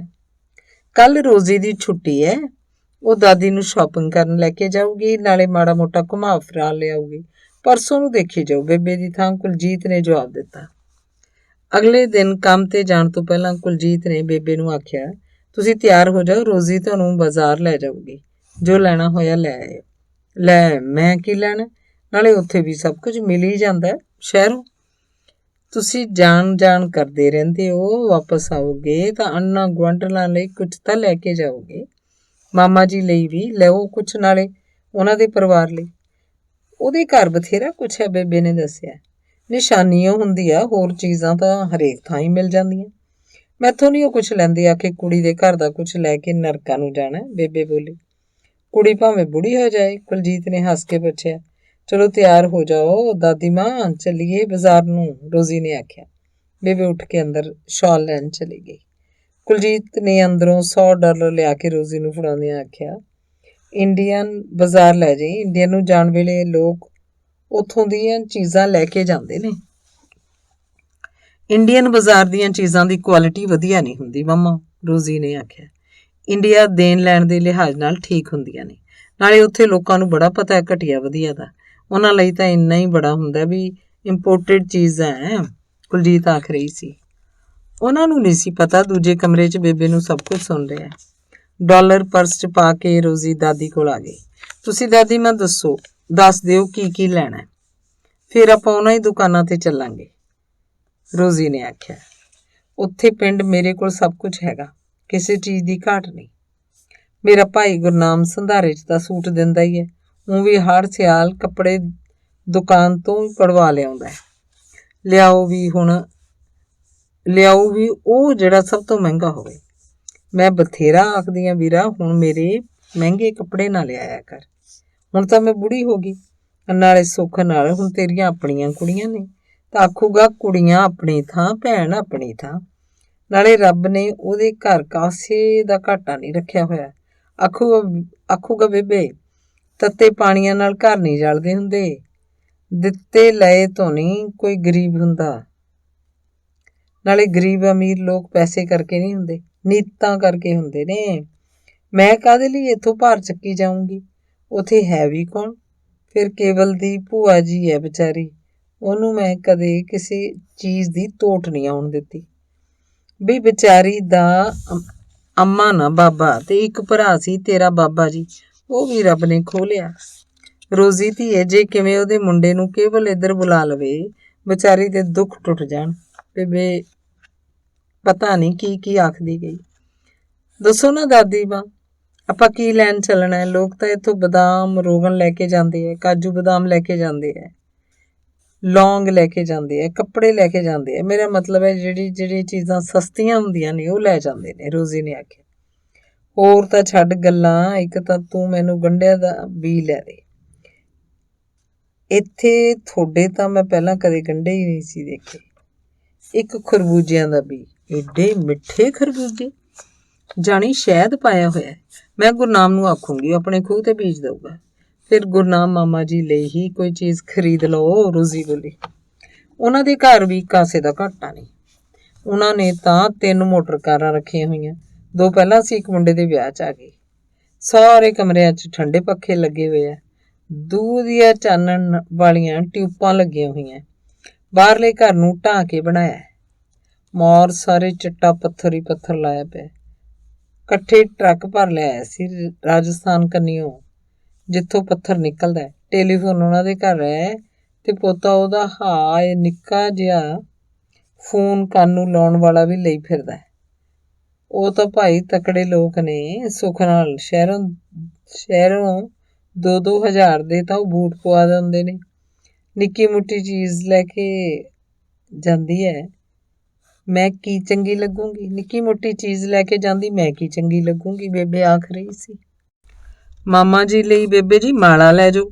ਇੱਥੇ ਇੱਕ ਮਾਲਾ ਮਿਲਦੀ ਹੈ ਜਿਹਦੇ ਮਣਕੇ ਹਨੇਰੇ 'ਚ ਵੀ ਚਮਕਦੇ ਆ। ਕੁਲਜੀਤ ਨੇ ਅੰਦਰੋਂ ਆ ਕੇ ਕਿਹਾ। ਹਨੇਰੇ 'ਚ ਚਮਕਣ ਵਾਲੇ ਮਣਕਿਆਂ ਵਾਲੀ ਮਾਲਾ ਤਾਂ ਕਈ ਸਾਲ ਹੋਏ ਉਦੋਂ ਗੁਰਨਾਮ ਮੇਰੇ ਖਾਤਰ ਅੰਮ੍ਰਿਤਸਰ ਲਿਆਇਆ ਸੀ, ਮੱਸਿਆ ਨਹਾਉਣ ਨੂੰ ਗਿਆ, ਬੇਬੇ ਨੇ ਦੱਸਿਆ। ਫਿਰ ਦਾਦੀ ਮਾਂ ਇੱਥੇ ਇੱਕ ਘੰਟਾ ਮਿਲਦਾ ਹੈ ਸਵੇਰ ਵੇਲੇ, ਜਿਸ ਵਿੱਚ ਚੂੰ ਚੂੰ ਕਰਕੇ ਚਿੜੀਆਂ ਬੋਲਦੀਆਂ ਨੇ। ਬੰਦੇ ਨੂੰ ਲੱਗਦਾ ਜਿਵੇਂ ਸੱਚੀ ਮੁੱਚੀ ਦੀਆਂ ਚਿੜੀਆਂ ਬੋਲ ਰਹੀਆਂ ਨੇ। ਦਿਨ ਚੜ੍ਹ ਗਿਆ। ਲੈ ਹੈ ਕਮਲੀ, ਉੱਥੇ ਸਾਡੇ ਕੋਲ ਪਹੁ ਫਟਦੀ ਨਾਲ ਸੱਚੀ ਮੁੱਚੀ ਦੀਆਂ ਚਿੜੀਆਂ ਬੋਲਣ ਲੱਗ ਪੈਂਦੀਆਂ ਨੇ। ਅਸੀਂ ਇਹ ਝੂਠ ਮੂਠ ਦੀਆਂ ਚਿੜੀਆਂ ਕੀ ਕਰਨੀਆਂ ਨੇ? ਇਹ ਤਾਂ ਤੁਹਾਨੂੰ ਹੀ ਲੋੜ ਹੈ ਜਿੱਥੇ ਸੱਚੀ ਮੁੱਚੀ ਦੇ ਪੰਛੀ ਨਹੀਂ ਕਿਧਰੇ ਦਿਸਦੇ, ਬੇਬੇ ਨੇ ਕਿਹਾ। ਫਿਰ ਐਂ ਕਰੋ, ਮਾਮਾ ਜੀ ਲਈ ਵਧੀਆ ਜੀ ਹੱਥ ਤੇ ਬੰਨਣ ਵਾਲੀ ਘੜੀ ਲੈ ਜਾਓ। ਉਹ ਨਹੀਂ ਬੰਦਾ ਘੜੀ ਹੈ ਕਿ ਮੈਂ ਕਿਹੜਾ ਕਿਸੇ ਨੌਕਰੀ ਤੇ ਜਾਣਾ, ਟਾਈਮ ਦੇਖ ਕੇ। ਨਾਲੇ ਉਹ ਤਾਂ ਧੁੱਪ ਦਾ ਪਰਛਾਵਾਂ ਵੇਖ ਕੇ ਹੀ ਦੱਸ ਦਿੰਦਾ ਵੀ ਹੁਣ ਕੀ ਵਕਤ ਹੋਇਆ। ਉਹਦੇ ਮੁੰਡੇ ਦੇ ਸਹੁਰਿਆਂ ਨੇ ਸੋਨੇ ਦੀ ਚੈਨ ਵਾਲੀ ਘੜੀ ਪਾਈ ਸੀ। ਉਹਨੇ ਤਾਂ ਉਹ ਨਹੀਂ ਬੰਨੀ, ਕਦੇ ਮੁੰਡੇ ਨੂੰ ਹੀ ਦੇ ਛੱਡੀ ਸੀ। ਮੇਰੀ ਲਿਆਂਦੀ ਮਾੜੀ ਮੋਟੀ ਘੜੀ ਕੀ ਬੰਨੂਗਾ? ਬੇਬੇ ਦੀ ਗੱਲ ਸੁਣ ਕੇ ਕੁਲਜੀਤ ਨੂੰ ਖਿੱਝ ਹੀ ਆਈ ਕਿ ਬੁੜੀ ਪੇਕਿਆਂ ਦੀਆਂ ਕਿੰਨੀਆਂ ਸ਼ੇਖੀਆਂ ਮਾਰਦੀ ਹੈ, ਤੇ ਬੋਲੀ, ਚੰਗਾ ਰੋਜ਼ੀ ਰਹਿਣ ਦੇ, ਆਪੇ ਤੇਰੇ ਡੈਡੀ ਲਿਆ ਦੇਣਗੇ ਜੋ ਲਿਆਣਾ ਹੋ। ਇਉਂ ਕਰਦੇ ਆਂ ਦਾਦੀ ਮਾਂ, ਆਪਾਂ ਬਾਜ਼ਾਰ ਚੱਲਦੇ ਆਂ, ਜੇ ਕੋਈ ਚੀਜ਼ ਪਸੰਦ ਆਈ ਲੈ ਲੈਣਾ, ਨਹੀਂ ਤਾਂ ਨਾ ਸਹੀ। ਰੋਜ਼ੀ ਨੇ ਗੱਲ ਮੁਕਾਈ। ਕੁਲਜੀਤ ਦੀ ਤਲਖੀ ਸਮਝਦਿਆਂ ਬੇਬੇ ਰੋਜ਼ੀ ਦੇ ਨਾਲ ਜਾਣ ਲਈ ਉੱਠ ਖੜੀ ਹੋਈ। ਇਉਂ ਕਰੀ ਰੋਜ਼ੀ, ਤੂੰ ਬੇਬੇ ਜੀ ਨੂੰ ਪੇਲੈਸ ਵਾਲੇ ਸਟੋਰ ਤੇ ਲੈ ਜਾਈਂ, ਉੱਥੇ ਸਾਰਾ ਹੀ ਕੁਝ ਮਿਲ ਜਾਂਦਾ। ਕੁਲਜੀਤ ਨੇ ਪਿੱਛੋਂ ਹਾਕ ਮਾਰ ਕੇ ਆਖਿਆ। ਪਾਲਿਸ ਕੀ ਨਾ ਹੋਇਆ? ਬੇਬੇ ਨੇ ਰੋਜ਼ੀ ਨੂੰ ਪੁੱਛਿਆ। ਪਾਲਿਸ ਨਹੀਂ ਦਾਦੀ ਮਾਂ, ਪੇਲੈਸ ਮਤਲਬ ਹੈ ਜਿੱਥੇ ਚੀਜ਼ਾਂ ਸਸਤੀਆਂ ਮਿਲਦੀਆਂ ਹੋਣ, ਰੋਜ਼ੀ ਨੇ ਕਿਹਾ। ਸਸਤੇ ਨੂੰ ਕੀ, ਮੈਂ ਉੱਥੇ ਹੀਰੇ ਮੋਤੀ ਖਰੀਦਣੇ ਸੀ। ਨੀਤ ਦੇਖ ਲੈ ਬਹੂ ਦੀ, ਬੇਬੇ ਨੇ ਮਨ ਸੋਚਿਆ। ਸਟੋਰ 'ਚ ਜਾ ਕੇ ਬੇਬੇ ਨੇ ਦੇਖਿਆ ਉੱਥੇ ਬੇਸ਼ੁਮਾਰ ਚੀਜ਼ਾਂ ਪਈਆਂ ਸੀ। ਭਾਅ ਉੱਪਰ ਲਿਖੇ ਸੀ, ਕੋਈ ਉੱਥੇ ਪੁੱਛਣ ਦੱਸਣ ਵਾਲਾ ਨਹੀਂ ਸੀ। ਟੋਕਰੀ ਚੱਕੋ, ਜੋ ਮਰਜ਼ੀ ਵਿੱਚ ਪਾਈ ਜਾਓ। ਅਖੀਰ ਇੱਕ ਮਸ਼ੀਨ ਜੀ ਕੋਲ ਖੜੀ ਕੁੜੀ ਕੋਲ ਟੋਕਰੀ ਲਿਆ ਰੱਖੋ, ਬਿੱਲ ਬਣਾ ਕੇ ਤੁਹਾਨੂੰ ਫੜਾ ਦੇਗੀ, ਚੀਜ਼ਾਂ ਨੂੰ ਲਿਫਾਫਿਆਂ 'ਚ ਪਾ ਦੇਗੀ। ਇੱਥੇ ਚੀਜ਼ਾਂ ਇਉਂ ਖੁੱਲੀਆਂ ਹੀ ਪਈਆਂ ਰਹਿੰਦੀਆਂ ਨੇ, ਕੋਈ ਚੁੱਕਦਾ ਨਹੀਂ ਇੱਥੋਂ? ਬੇਬੇ ਨੇ ਹੈਰਾਨ ਹੋ ਕੇ ਪੁੱਛਿਆ। ਨਹੀਂ ਦਾਦੀ ਮਾਂ, ਇੱਥੇ ਲੋਕ ਚੋਰੀ ਨਹੀਂ ਕਰਦੇ। ਚੋਰੀ ਕਰਨ ਨੂੰ ਬਹੁਤ ਬੁਰਾ ਸਮਝਿਆ ਜਾਂਦਾ, ਨਾ ਇੱਥੇ ਲੋਕ ਝੂਠ ਬੋਲਦੇ ਨੇ, ਨਾ ਇੱਥੇ ਕਿਸੇ ਚੀਜ਼ ਦੀ ਵੱਧ ਕੀਮਤ ਦੱਸ ਕੇ ਘੱਟ ਲੈਂਦੇ ਨੇ। ਹੋਰ ਤਾਂ ਹੋਰ, ਜੇ ਚੀਜ਼ ਤੁਹਾਨੂੰ ਠੀਕ ਨਹੀਂ ਲੱਗੀ ਜਾਂ ਪਸੰਦ ਨਹੀਂ ਆਈ ਤਾਂ 30 ਦਿਨ ਦੇ ਅੰਦਰ ਅੰਦਰ ਜਦੋਂ ਮਰਜ਼ੀ ਵਾਪਸ ਕਰ ਜਾਓ, ਕੋਈ ਬੁਰਾ ਨਹੀਂ ਮਨਾਉਂਦਾ, ਰੋਜ਼ੀ ਨੇ ਦੱਸਿਆ। ਬੇਬੇ ਨੇ ਇੱਕ ਥਾਂ ਛੋਟੇ ਛੋਟੇ ਟਾਈਮ ਪੀਸ ਦੇਖੇ ਜਿਹੜੇ ਬੜੇ ਸੋਹਣੇ ਪੰਛੀਆਂ ਵਾਲੇ ਰੰਗ ਬਿਰੰਗੇ ਫਰੇਮਾਂ 'ਚ ਜੜੇ ਹੋਏ ਸਨ। ਕਿੰਨੇ ਕੁ ਦੀ ਹੈ ਘੜੀ? ਬੇਬੇ ਨੇ ਪੁੱਛਿਆ। ਰੋਜ਼ੀ ਨੇ ਕੀਮਤ ਪੜ੍ਹ ਕੇ ਦੱਸੀ। ਦਾਦੀ ਮਾਂ, ਸਿਰਫ $2 ਦੀ, ਮਤਲਬ ਹੈ 70 ਕੁ ਰੁਪਏ ਦੀ। ਫਿਰ ਐਉਂ ਕਰ, ਇਹੋ ਜਿਹੀਆਂ 5 ਘੜੀਆਂ ਲੈ ਲੈ। ਬੇਬੇ ਨੇ ਆਪਣੀ ਜੇਬ 'ਚੋਂ ਬਟੂਆ ਕੱਢ ਕੇ ਵਿੱਚੋਂ 500 ਦਾ ਨੋਟ ਰੋਜ਼ੀ ਨੂੰ ਫੜਾਉਂਦਿਆਂ ਆਖਿਆ, ਇਹ ਪੈਸੇ ਨਹੀਂ ਇੱਥੇ ਚੱਲਣੇ ਦਾਦੀ ਮਾਂ, ਪੈਸੇ ਮੰਮੀ ਨੇ ਬਥੇਰੇ ਦਿੱਤੇ ਹੋਏ ਨੇ। ਚੱਲ ਤੂੰ ਇਹ ਵੀ ਰੱਖ ਲੈ। ਬੇਬੇ ਨੇ ਮੱਲੋ ਮੱਲੀ ਨੋਟ ਰੋਜ਼ੀ ਨੂੰ ਫੜਾਤਾ। ਸਾਰਾ ਸਟੋਰ ਘੁੰਮ ਕੇ ਬੇਬੇ ਨੂੰ ਬਸ ਇੱਕ ਚੀਜ਼ ਹੋਰ ਪਸੰਦ ਆਈ, ਉਹ ਸੀ ਅਸਲੀਆਂ ਵਰਗੇ ਬਣੇ ਹੋਏ ਫਰੂਟਾਂ ਦੀ ਟੋਕਰੀ। ਉਸ 'ਚ ਕਾਲੇ ਅੰਗੂਰਾਂ ਦਾ ਗੁੱਛਾ ਸੀ, ਚਿੱਤਰੀ ਵਾਲਾ ਕੇਲਾ ਸੀ, ਲੀਚੀਆਂ ਦੀ ਟਾਹਣੀ ਸੀ, ਸੇਬ ਸੀ, ਲੋਕਾਠਾਂ ਦਾ ਗੁੱਛਾ ਸੀ, ਅਨਾਰ ਸੀ। ਬੜੀ ਖੂਬਸੂਰਤ ਤਾਰਾਂ ਦੀ ਬਾਸਕਟ ਸਜਾਈ ਸੀ। ਇਹ ਕਿੰਨੇ ਦੇ ਨੇ? ਬੇਬੇ ਨੇ ਪੁੱਛਿਆ। ਸਿਰਫ $5 ਦੀ। ਇਹ ਤਾਂ ਬੜੇ ਸਸਤੇ ਨੇ ਤੇ ਬਿਲਕੁਲ ਅਸਲੀ ਲੱਗਦੇ ਨੇ, ਰੋਜ਼ੀ ਨੇ ਦੱਸਿਆ। ਬੇਬੇ ਇੱਕ ਹੋਰ ਨੋਟ ਕੱਢ ਕੇ ਫੜਾਉਣ ਲੱਗੀ। ਨਹੀਂ ਦਾਦੀ ਮਾਂ, ਜਿਹੜੇ ਤੁਸੀਂ ਰੁਪਏ ਦਿੱਤੇ ਨੇ ਉਹਨਾਂ 'ਚ ਹੀ ਸਰ ਜਾਣਾ। ਆਖ ਕੇ ਰੋਜ਼ੀ ਨੇ ਉਹ ਫਰੂਟ ਬਾਸਕਟ ਵੀ ਪੈਕ ਕਰਾ ਲਈ। ਇਹ ਤੋਂ ਮਗਰੋਂ ਕਿੰਨਾ ਹੀ ਚਿਰ ਉਹ ਸਟੋਰ 'ਚ ਘੁੰਮਦੀਆਂ ਰਹੀਆਂ ਤੇ ਦਾਦੀ ਬੜੇ ਧਿਆਨ ਨਾਲ ਸਾਰੀਆਂ ਚੀਜ਼ਾਂ ਦੇਖਦੀ ਰਹੀ, ਪਰ ਖਰੀਦਿਆ ਉਹਨੇ ਕੁਛ ਨਾ। ਚੱਲ ਧੀਏ, ਹੁਣ ਚੱਲੀਏ, ਆਖਰ ਉਹਨੇ ਰੋਜ਼ੀ ਨੂੰ ਆਖਿਆ। ਦਾਦੀ ਮਾਂ, ਕੁਝ ਖਾਣਾ? ਇੱਥੇ ਚਾਹ, ਕੌਫੀ, ਟਿੱਕੀਆਂ, ਚਾਕਲੇਟ, ਆਈਸਕ੍ਰੀਮ ਸਾਰਾ ਕੁਝ ਨੇੜੇ ਹੀ ਮਿਲਦਾ, ਰੋਜ਼ੀ ਨੇ ਪੁੱਛਿਆ। ਤੂੰ ਕੁਝ ਖਾਣਾ ਤਾਂ ਖਾ ਲੈ, ਮੈਂ ਨਹੀਂ ਘਰੋਂ ਬਾਹਰ ਕਦੇ ਕੁਝ ਖਾਧਾ। ਚੰਗਾ ਹੀ ਨਹੀਂ ਲੱਗਦਾ ਵੀ ਅਗਲੀ ਦੁਕਾਨ ਤੇ ਖੜੀ ਕੁਝ ਖਾਂਦੀ ਹੋਵੇ, ਬੇਬੇ ਬੋਲੀ। ਚਲੋ ਫਿਰ ਘਰ ਹੀ ਚੱਲਦੇ ਆਂ, ਆਖ ਰੋਜ਼ੀ ਬੇਬੇ ਨੂੰ ਸਟੋਰ ਤੋਂ ਬਾਹਰ ਲੈ ਆਈ। ਦਾਦੀ ਮਾਂ, ਤੁਸੀਂ ਇੱਥੇ ਖੜੋ, ਮੈਂ ਕਾਰ ਲੈ ਆਵਾਂ, ਆਖੋ ਕਾਰ ਲੈਣ ਚਲੇਗੀ। ਬੇਬੇ ਹੈਰਾਨ ਹੋ ਕੇ ਦੇਖਦੀ ਸੀ। ਕੋਈ ਕਿਸੇ ਕੰਨੀ ਝਾਕਦਾ ਨਹੀਂ, ਕੋਈ ਕਿਸੇ ਨੂੰ ਬੁਲਾਉਂਦਾ ਨਹੀਂ। ਲੋਕ ਆਪੋ ਆਪਣੇ ਕੰਮ ਧੰਦਿਆਂ 'ਚ ਲੱਗੇ ਤੁਰੇ ਫਿਰ ਰਹੇ ਸਨ, ਜਿਵੇਂ ਸਾਰੇ ਦੇ ਸਾਰੇ ਕਠਪੁਤਲੀਆਂ ਹੋਣ। ਕਿਤੇ ਕੋਈ ਰੌਲਾ ਗੌਲਾ ਨਹੀਂ ਸੀ, ਕਿਤੇ ਕੋਈ ਕਾਗਜ਼ ਪੱਤਾ ਡਿੱਗਿਆ ਨਹੀਂ ਸੀ। ਇੱਥੇ ਸਭ ਕੁਝ ਜਿਵੇਂ ਆਪਣੇ ਆਪ ਹੀ ਹੋਈ ਜਾਂਦਾ ਹੋਵੇ। ਘਰ ਆਏ ਤਾਂ ਕੇਵਲ ਨੇ ਪੁੱਛਿਆ, ਫਿਰ ਕੀ ਖਰੀਦਿਆ ਬੇਬੇ ਨੇ? ਅੱਧਾ ਦਿਨ ਲਾ ਕੇ ਬੇਬੇ ਨੇ ਸਾਰੀਆਂ $15 ਦੀਆਂ ਚੀਜ਼ਾਂ ਖਰੀਦੀਆਂ ਨੇ ਤੇ ਆ $500 ਮੈਨੂੰ ਫੜਾ ਛੱਡਿਆ। ਰੋਜ਼ੀ ਨੇ 500 ਦਾ ਨੋਟ ਕੇਵਲ ਅੱਗੇ ਕਰਦੀ ਨੇ ਆਖਿਆ। ਬੇਬੇ, ਪੈਸੇ ਨਹੀਂ ਇੱਥੇ ਚੱਲਦੇ, ਤੂੰ ਸਾਂਭ ਕੇ ਬਟੂਏ 'ਚ ਪਾ ਲੈ, ਵਾਪਸ ਜਾ ਕੇ ਕੰਮ ਆਉਣਗੇ। ਇਹ 5 ਘੜੀਆਂ ਕਿਹਦੇ ਲਈ ਲਈਆਂ ਨੇ? ਕੇਵਲ ਪੁੱਛ ਰਿਹਾ ਸੀ। ਜਿੰਨੇ ਵੀ ਘਰ 'ਚ ਕੰਮ ਕਰਨ ਆਉਂਦੇ ਨੇ, ਜਿਹੜੇ ਵੀ ਲਾਗੀ ਤੱਥੀ ਨੇ, ਸਭ ਨੂੰ ਇੱਕ ਇੱਕ ਦੇ ਦਿਉਂਗੀ, ਖੁਸ਼ ਹੋ ਜਾਣਗੇ ਵੀ ਬੇਬੇ ਨੇ ਕੈਨੇਡਾ ਜਾ ਕੇ ਵੀ ਸਾਨੂੰ ਯਾਦ ਰੱਖਿਆ। ਆ ਫਲ ਫਰੂਟਾਂ ਦੀ ਟੋਕਰੀ ਮੈਂ ਗੁਰਨਾਮ ਖਾਤਰ ਲੈ ਲਈ। ਦੱਸੂਗੀ ਬਈ ਵੀਰਾ, ਦੇਖ ਅੰਗਰੇਜ਼ ਦਾ ਦਿਮਾਗ ਹੈ ਨਹੀਂ ਜਮਾ ਹੀ, ਸੱਚੀ ਮੁੱਚੀ ਦੇ ਫਲ ਫਰੂਟ ਬਣਾ ਧਰੇ, ਬੇਬੇ ਨੇ ਖੁਸ਼ ਹੋ ਕੇ ਦੱਸਿਆ। ਬੇਬੇ ਜੀ, ਆਂਢਣਾ ਗੁਆਂਢਣਾ ਲਈ ਸੂਟ ਲੈ ਲੈਣੇ ਸੀ, ਇੱਥੇ ਬੜੇ ਲੋਕੀ ਲੈ ਕੇ ਜਾਂਦੇ ਨੇ, ਕੁਲਜੀਤ ਬੋਲੀ। ਇੱਥੋਂ ਵਾਲੇ ਸੂਟ ਤਾਂ ਹੁਣ ਸੈਂਸੀ ਵੀ ਨਹੀਂ ਪਾਉਂਦੇ। ਇੱਥੋਂ ਦਾ ਕਾਹਦਾ ਕੱਪੜਾ ਹੈ, ਗਰਮੀਆਂ 'ਚ ਤਪ ਜਾਂਦਾ ਹੈ, ਠੰਡ 'ਚ ਠਰ ਜਾਂਦਾ। ਇਹੋ ਜਿਹੇ ਤਾਂ ਹੁਣ ਉੱਥੇ ਬਥੇਰੇ ਮਿਲ ਜਾਂਦੇ ਨੇ, 100 ਰੁਪਏ ਨੂੰ ਸੂਟ। ਬੇਬੇ ਨੇ ਜਦੋਂ ਆਖਿਆ, ਕੁਲਜੀਤ ਨੂੰ ਗੁੱਸਾ ਤਾਂ ਲੱਗਿਆ, ਪਰ ਉਹਨੇ ਆਖਿਆ ਕੁਛ ਨਾ। ਸੱਚ ਕੇਵਲ, ਤੂੰ ਆਪਣੀ ਮਾਮਾ ਜੀ ਨੂੰ ਫੋਨ ਤਾਂ ਕਰਨਾ ਸੀ, ਕੱਲ ਦਾ ਜਾਣੀ ਮੈਨੂੰ ਬਾਲਾ ਹੀ ਯਾਦ ਆਈ ਜਾਂਦਾ ਹੈ। ਚੰਦਰਾ ਰਾਜੀ ਹੋਵੇ ਸੀ। ਇਸ ਵੇਲੇ ਤਾਂ ਉੱਥੇ ਰਾਤ ਹੋਊਗੀ, ਰਾਤ ਨੂੰ ਕਰ ਲਵਾਂਗੇ, ਉਦੋਂ ਦਿਨ ਹੋਊਗਾ, ਕੇਵਲ ਨੇ ਦੱਸਿਆ। ਚੰਗਾ, ਬੇਬੇ ਨੂੰ ਆਪ ਫੋਨ ਕਰਨਾ ਨਹੀਂ ਆਉਂਦਾ। ਨਹੀਂ, ਇੰਡੀਆ ਤੋਂ ਆਏ ਲੋਕ ਇੱਥੋਂ ਫੋਨ ਹੀ ਕਰੀ ਜਾਣਗੇ, ਇੰਨਾ ਬਿੱਲ ਕਰ ਦਿੰਦੇ ਨੇ ਬਈ ਕਿਹੜਾ ਆਪ ਭਰਨਾ ਹੁੰਦਾ। ਕੁਲਜੀਤ ਨੇ ਮਨ ਹੀ ਮਨ ਸੋਚਿਆ, ਪਰ ਬੋਲੀ ਕੁਛ ਨਹੀਂ। ਅੰਗ 9। ਲੋ ਬੇਜੀ, ਅੱਜ ਮੈਂ ਛੁੱਟੀ ਕਰਕੇ ਪੂਰੇ ਦਾ ਪੂਰਾ ਦਿਨ ਤੁਹਾਡੇ ਲਈ ਰੱਖ ਲਿਆ, ਰੋਜ਼ੀ ਨੇ ਦਾਦੀ ਦੇ ਕੋਲ ਕੁਰਸੀ ਉੱਪਰ ਬੈਠਦੀ ਨੇ ਆਖਿਆ। ਉਸੇ ਵੇਲੇ ਉਹਦੀ ਪੈਂਟ ਦੀ ਜੇਬ 'ਚ ਪਾਇਆ ਮੋਬਾਈਲ ਫੋਨ ਵੱਜ ਪਿਆ। ਫੋਨ ਕੰਨ ਨੂੰ ਲਾ ਕੇ ਰੋਜ਼ੀ ਦੂਜੇ ਕਮਰੇ ਵੱਲ ਨੂੰ ਚਲੀ ਗਈ ਤੇ ਕਿੰਨਾ ਹੀ ਚਿਰ ਅੰਗਰੇਜ਼ੀ 'ਚ ਪਤਾ ਨਹੀਂ ਕਿਹਦੇ ਨਾਲ ਗਿਟਮਿਟ ਕਰਦੀ ਰਹੀ। ਜਦੋਂ ਵਾਪਸ ਆਈ ਤੇ ਬੇਬੇ ਨੇ ਪੁੱਛਿਆ, ਘੜੀ ਕੁ ਮਗਰੋਂ ਘੰਟੀ ਖੜਕ ਜਾਂਦੀ ਹੈ, ਕਿਹੜੀਆਂ ਖਾਸ ਗੱਲਾਂ ਕਰਦੇ ਰਹਿੰਦੇ ਹੋ ਤੁਸੀਂ ਲੋਕ ਸਾਰਾ ਦਿਨ? ਰੋਜ਼ੀ ਨੇ ਸੋਚਿਆ ਬੇਬੇ ਨੂੰ ਹੁਣ ਕਿਵੇਂ ਸਮਝਾਵੇ ਕਿ ਖਾਸ ਗੱਲਾਂ ਤਾਂ ਕੋਈ ਨਹੀਂ ਕਰਦੇ, ਵਿਹਲੇ ਲੋਕਾਂ ਦੇ ਚੋਜ ਨੇ। ਬੇਬੇ ਆਪ ਹੀ ਬੋਲੀ, ਨਹੀਂ ਬੇਜੀ, ਇੱਧਰ ਵਿਹਲੇ ਤਾਂ ਲੋਕੀ ਹੁੰਦੇ ਹੀ ਨਹੀਂ ਕਿਸੇ ਵੀ ਵੇਲੇ, ਤਾਈਏ ਤਾਂ ਕੋਈ ਕਿਸੇ ਕੋਲ 2 ਘੜੀ ਬੈਠਦਾ ਨਹੀਂ, ਨਾ ਹੀ ਇੱਥੇ ਟੱਬਰਾਂ 'ਚ ਬੈਠ ਕੇ ਦੁੱਖ ਸੁੱਖ ਕਰਨ ਦਾ ਰਿਵਾਜ ਹੈ। ਮੈਨੂੰ ਤਾਂ ਲੱਗਦਾ ਇੱਥੇ ਲੋਕ ਦੂਜਿਆਂ ਨਾਲ ਤਾਂ ਕੀ ਆਪਣੇ ਆਪ ਨਾਲ ਵੀ ਬੈਠ ਕੇ ਦੁੱਖ ਸੁੱਖ ਨਹੀਂ ਕਰਦੇ। ਖਬਰ ਹੈ ਇੱਥੇ ਦੁੱਖ ਸੁੱਖ ਯਾਦ ਹੀ ਨਹੀਂ ਰਹਿੰਦੇ, ਕੰਮ ਨਾਲ ਹੀ ਲੱਗਦਾ ਇੰਨੇ ਥੱਕ ਜਾਂਦੇ ਨੇ ਕਿ ਰੋਟੀ ਖਾ ਕੇ ਮੰਜੇ ਤੇ ਡਿੱਗਣ ਦੀ ਕਰਦੇ ਨੇ। ਅਗਲੇ ਦਿਨ ਫੇਰ ਕੰਮ ਤੇ ਜਾਣਾ ਹੁੰਦਾ।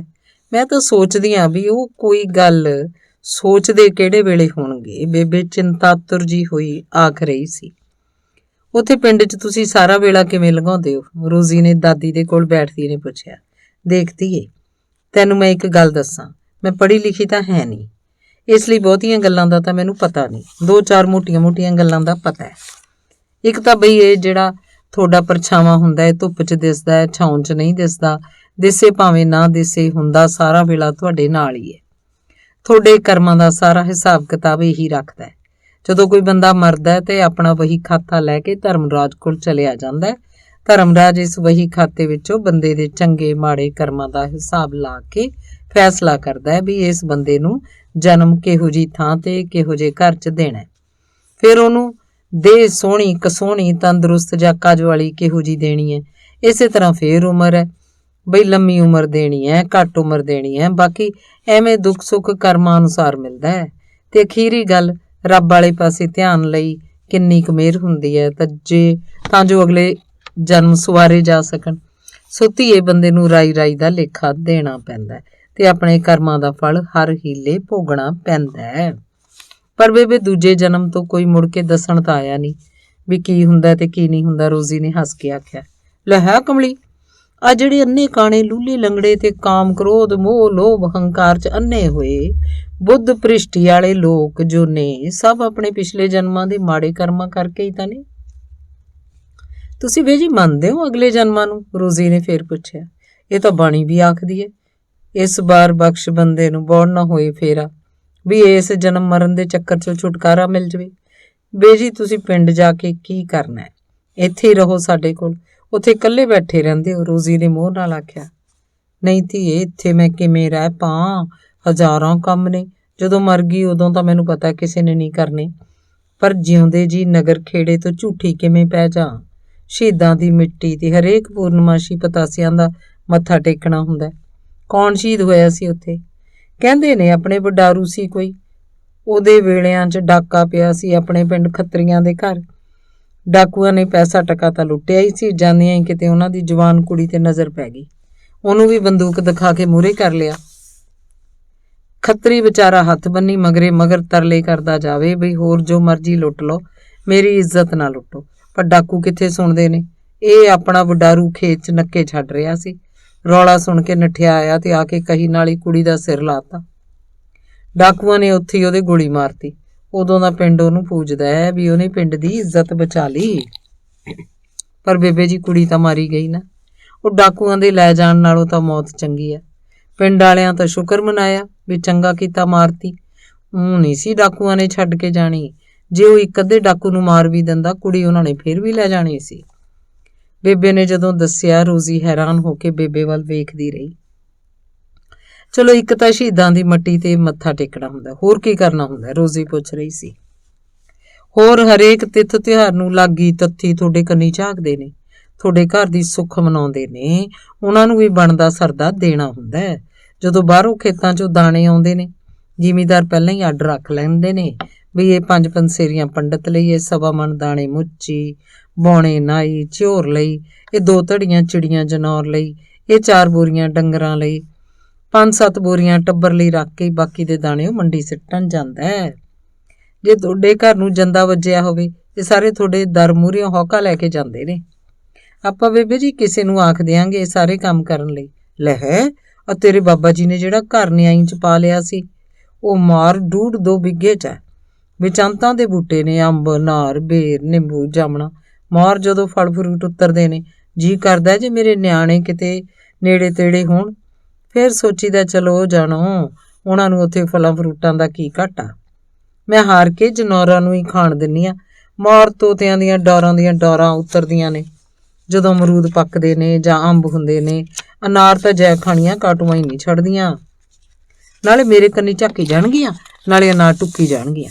ਪਿਛਲੇ ਸਾਲ ਮੈਂ ਮਲਮਲ ਦੀਆਂ ਥੈਲੀਆਂ ਬੰਨ੍ਹ ਦਿੱਤੀਆਂ ਵੀ ਵਿੱਚੇ ਪੱਕ ਜਾਣਗੇ, ਪਰ ਅੱਜ ਕੱਲ੍ਹ ਦੀਆਂ ਕਾਟੂਆਂ ਜੈ ਖਾਣੀਆਂ ਇੰਨੀਆਂ ਚਤਰ ਹੈ, ਥੈਲੀਆਂ ਹੀ ਟੁੱਕਦੀਆਂ, ਬਸ ਨਿੰਬੂ ਬਚੇ ਰਹਿੰਦੇ ਨੇ। ਆਂਢੀਆਂ ਗੁਆਂਢੀਆਂ ਨੂੰ ਬਥੇਰੇ ਵੰਡੀ ਦੇ ਨੇ। ਮੁੱਕਣ 'ਚ ਕਿਹੜਾ ਆਉਂਦੇ ਨੇ। ਬੰਦਾ ਕਿੰਨਾ ਕੁ ਅਚਾਰ ਪਾ ਲੂ ਤੇ ਕਿੰਨੀ ਕੁ ਸ਼ਿਕੰਜਵੀ ਪੀ ਲੂ। ਨਾਲੇ ਇਕੱਲੇ ਬੰਦਾ ਦਾ ਤਾਂ ਉਹੀ ਨਹੀਂ ਖਾਣ ਪੀਣ ਦਾ ਆਰ ਕਰਨ ਨੂੰ ਚਿੱਤ ਕਰਦਾ। ਉੱਥੇ ਫੇਰ ਸਾਰਾ ਵੇਲਾ ਇਕੱਲੇ ਹੀ ਰਹਿੰਦੇ ਹੋ ਬੇਬੇ ਜੀ? ਲੈ ਹੈ ਕੱਲੀ ਕਾਹਨੂੰ, ਇੱਕ ਮੱਝ ਇੱਕ ਮੈਂ ਹੁੰਨੀ ਆ, ਇੱਕ ਅੱਧਾ ਮੱਝ ਦਾ ਕਟਰੂ ਬਛਰੂ ਹੁੰਦਾ, ਆ ਦੂਜਾ ਸਾਡਾ ਮੋਤੀ ਦਿਨੇ ਸੁੱਤਾ ਰਹੂ, ਰਾਤ ਨੂੰ ਚਿੜੀ ਕਿਹੜਾ ਫਟਕਣ ਦਿੰਦਾ, ਸ਼ੇਰ ਵਰਗਾ ਹੈ। ਓਪਰੇ ਬੰਦੇ ਤੇ ਤਾਂ ਗਲ ਨੂੰ ਆਉਂਦਾ, ਡਰਦਾ ਕੋਈ ਰਾਤ ਬਰਾਤੇ ਸਾਡੀ ਤਾਂ ਬੀਹੀ ਨਹੀਂ ਵੜਦਾ। ਆਉਂਦੀ ਹੋਈ ਗੁਰਨਾਮ ਕੋਲ ਛੱਡ ਕੇ ਆਈ। ਜਦੋਂ ਆਉਣ ਲੱਗੀ ਸੰਗਲੀ ਤੜਾਵੇ ਬਈ ਨਾਲ ਮੈਂ ਜਾਣਾ। ਮੈਂ ਪਲੋਸਿਆ, ਸਮਝਾਇਆ ਵੀ ਕਮਲਿਆ ਮੈਂ ਛੇਤੀ ਆ ਜਾਊਂਗੀ, ਬਸ ਇੱਕ ਵਾਰੀ ਪੁੱਤ ਨੂੰ ਦੇਖ ਆਵਾਂ। ਮਗਰੋਂ ਮੇਰੇ ਇੱਥੇ ਆਈ ਤੋਂ ਗੁਰਨਾਮ ਨੇ ਫੋਨ ਤੇ ਦੱਸਿਆ ਵੀ ਇੱਕ ਦਿਨ ਪਤਾ ਨਹੀਂ ਕਿਵੇਂ ਮੋਤੀ ਕਿਧਰੇ ਭੱਜ ਗਿਆ। ਅਸੀਂ ਤਾਂ ਟੋਲ ਕਮਲੇ ਹੋ ਗਏ ਵੀ ਬੇਬੇ ਆ ਕੇ ਕਜੀਆ ਕਰੂਗੀ। ਦੂਏ ਦਿਨ ਜਾ ਕੇ ਪਤਾ ਲੱਗਿਆ ਵੀ ਉਹ ਤਾਂ ਅਮਰਗੜ੍ਹ ਸਾਡੇ ਘਰ ਦੇ ਬਾਰ ਮੂਹਰੇ ਸਿਰ ਸਿੱਟੀ ਬੈਠਾ ਸੀ। ਗੁਰਨਾਮ ਸਿੰਘ ਉਹਨੇ ਪੁਚਕਾਰਿਆ, ਸੰਗਲੀ ਪਾ ਕੇ ਖਿੱਚਿਆ ਵੀ ਪਰ ਉਹ ਗਿਆ ਨਹੀਂ, ਲੇਟਣ ਲੱਗ ਪਿਆ। ਹਾਰ ਕੇ ਸੋਧਾ ਨੇ ਆਖਿਆ ਰਹਿਣ ਦੇ ਵੀਰ, ਬੈਠਾ ਰਹਿਣ ਦੇ, ਮੈਂ ਪਿਆ ਦਿਆ ਕਰੂੰਗੀ ਰੋਟੀ, ਨਾਲੇ ਘਰ ਦੀ ਰਾਖੀ ਰਹੂਗੀ। ਜਾਨਵਰ ਤਾਂ ਬੰਦਿਆਂ ਨਾਲੋਂ ਵੀ ਵੱਧ ਸਿਆਣੇ ਹੁੰਦੇ ਆ। ਇੱਕ ਜ਼ੁਬਾਨ ਹੀ ਨਹੀਂ ਦਿੱਤੀ ਰੱਬ ਨੇ, ਬੇਬੇ ਦੱਸ ਰਹੀ ਸੀ। ਰਾਤ ਨੂੰ ਕੱਲਿਆਂ ਉੱਥੇ ਤੁਹਾਨੂੰ ਘਬਰਾਹਟ ਵੀ ਤਾਂ ਹੁੰਦੀ ਹੋਏਗੀ ਬੇਬੇ ਜੀ? ਲੈ ਹੈ ਘਬਰਾਹਟ ਕਾਹਦੀ, ਸਾਰੀ ਉਮਰ ਉਸੇ ਪਿੰਡ 'ਚ ਤਾਂ ਕੱਟੀ ਹੈ। ਸਾਰੇ ਲੋਕ ਦੁੱਖ ਸੁੱਖ ਦੇ ਸਾਂਝੀ ਨੇ। ਇੱਕ ਵਾਰੀ ਮੈਂ ਕੋਠੇ ਤੋਂ ਡਿੱਗ ਪਈ ਸੀ, ਅੱਧਾ ਪਿੰਡ ਇਕੱਠਾ ਹੋ ਗਿਆ। ਕੋਈ ਦੁੱਧ ਤੱਤਾ ਕਰ ਲਿਆ, ਕੋਈ ਫੱਤੋ ਬੁੜੀ ਨੂੰ ਸੱਦ ਲਿਆ ਵੀ ਟੋਹ ਕੇ ਦੇਖ ਲਵੇ ਕਿਤੇ ਕੋਈ ਹੱਡੀ ਪਸਲੀ ਤਾਂ ਨਹੀਂ ਟੁੱਟ ਗਈ। ਕੋਈ ਫੱਟ ਦੇਣੇ ਡਾਕਦਾਰ ਨੂੰ ਲੈ ਆਇਆ, ਜਿਹੜਾ ਬੋਲੇ ਡਾਕਦਾਰ ਸਾਹਿਬ ਸਾਡੀ ਬੇਬੇ ਠੀਕ ਤਾਂ ਹੈ। ਆਖਰ ਡਾਕਦਾਰ ਪੁੱਛਣ ਲੱਗਿਆ ਵੀ ਅਸਲ 'ਚ ਕਿਹਦੀ ਬੇਬੇ ਆ? ਤਾਂ ਕੇਰੂ ਅਮਲੀ ਆਖਣ ਲੱਗਾ ਡਾਕਦਾਰ ਸਾਹਿਬ ਇਹ ਸਾਡੀ ਸਾਰਿਆਂ ਦੀ ਬੇਬੇ ਹੈ। ਉਹ ਜਿਹਨੂੰ ਜੰਮ ਕੇ ਇਹਨੇ ਪੰਜੀਰੀ ਖਾਧੀ ਸੀ ਉਹ ਕੈਨੇਡਾ ਬੈਠਾ ਤੇ ਡਾਕਦਾਰ ਨੇ ਇਹੋ ਜਿਹੇ ਚੰਗੇ ਟੀਕੇ ਲਾਏ, ਮੇਰੀਆਂ ਸੱਟਾਂ ਦਿਨਾਂ 'ਚ ਹੀ ਚੁਗੀਆਂ ਗਈਆਂ।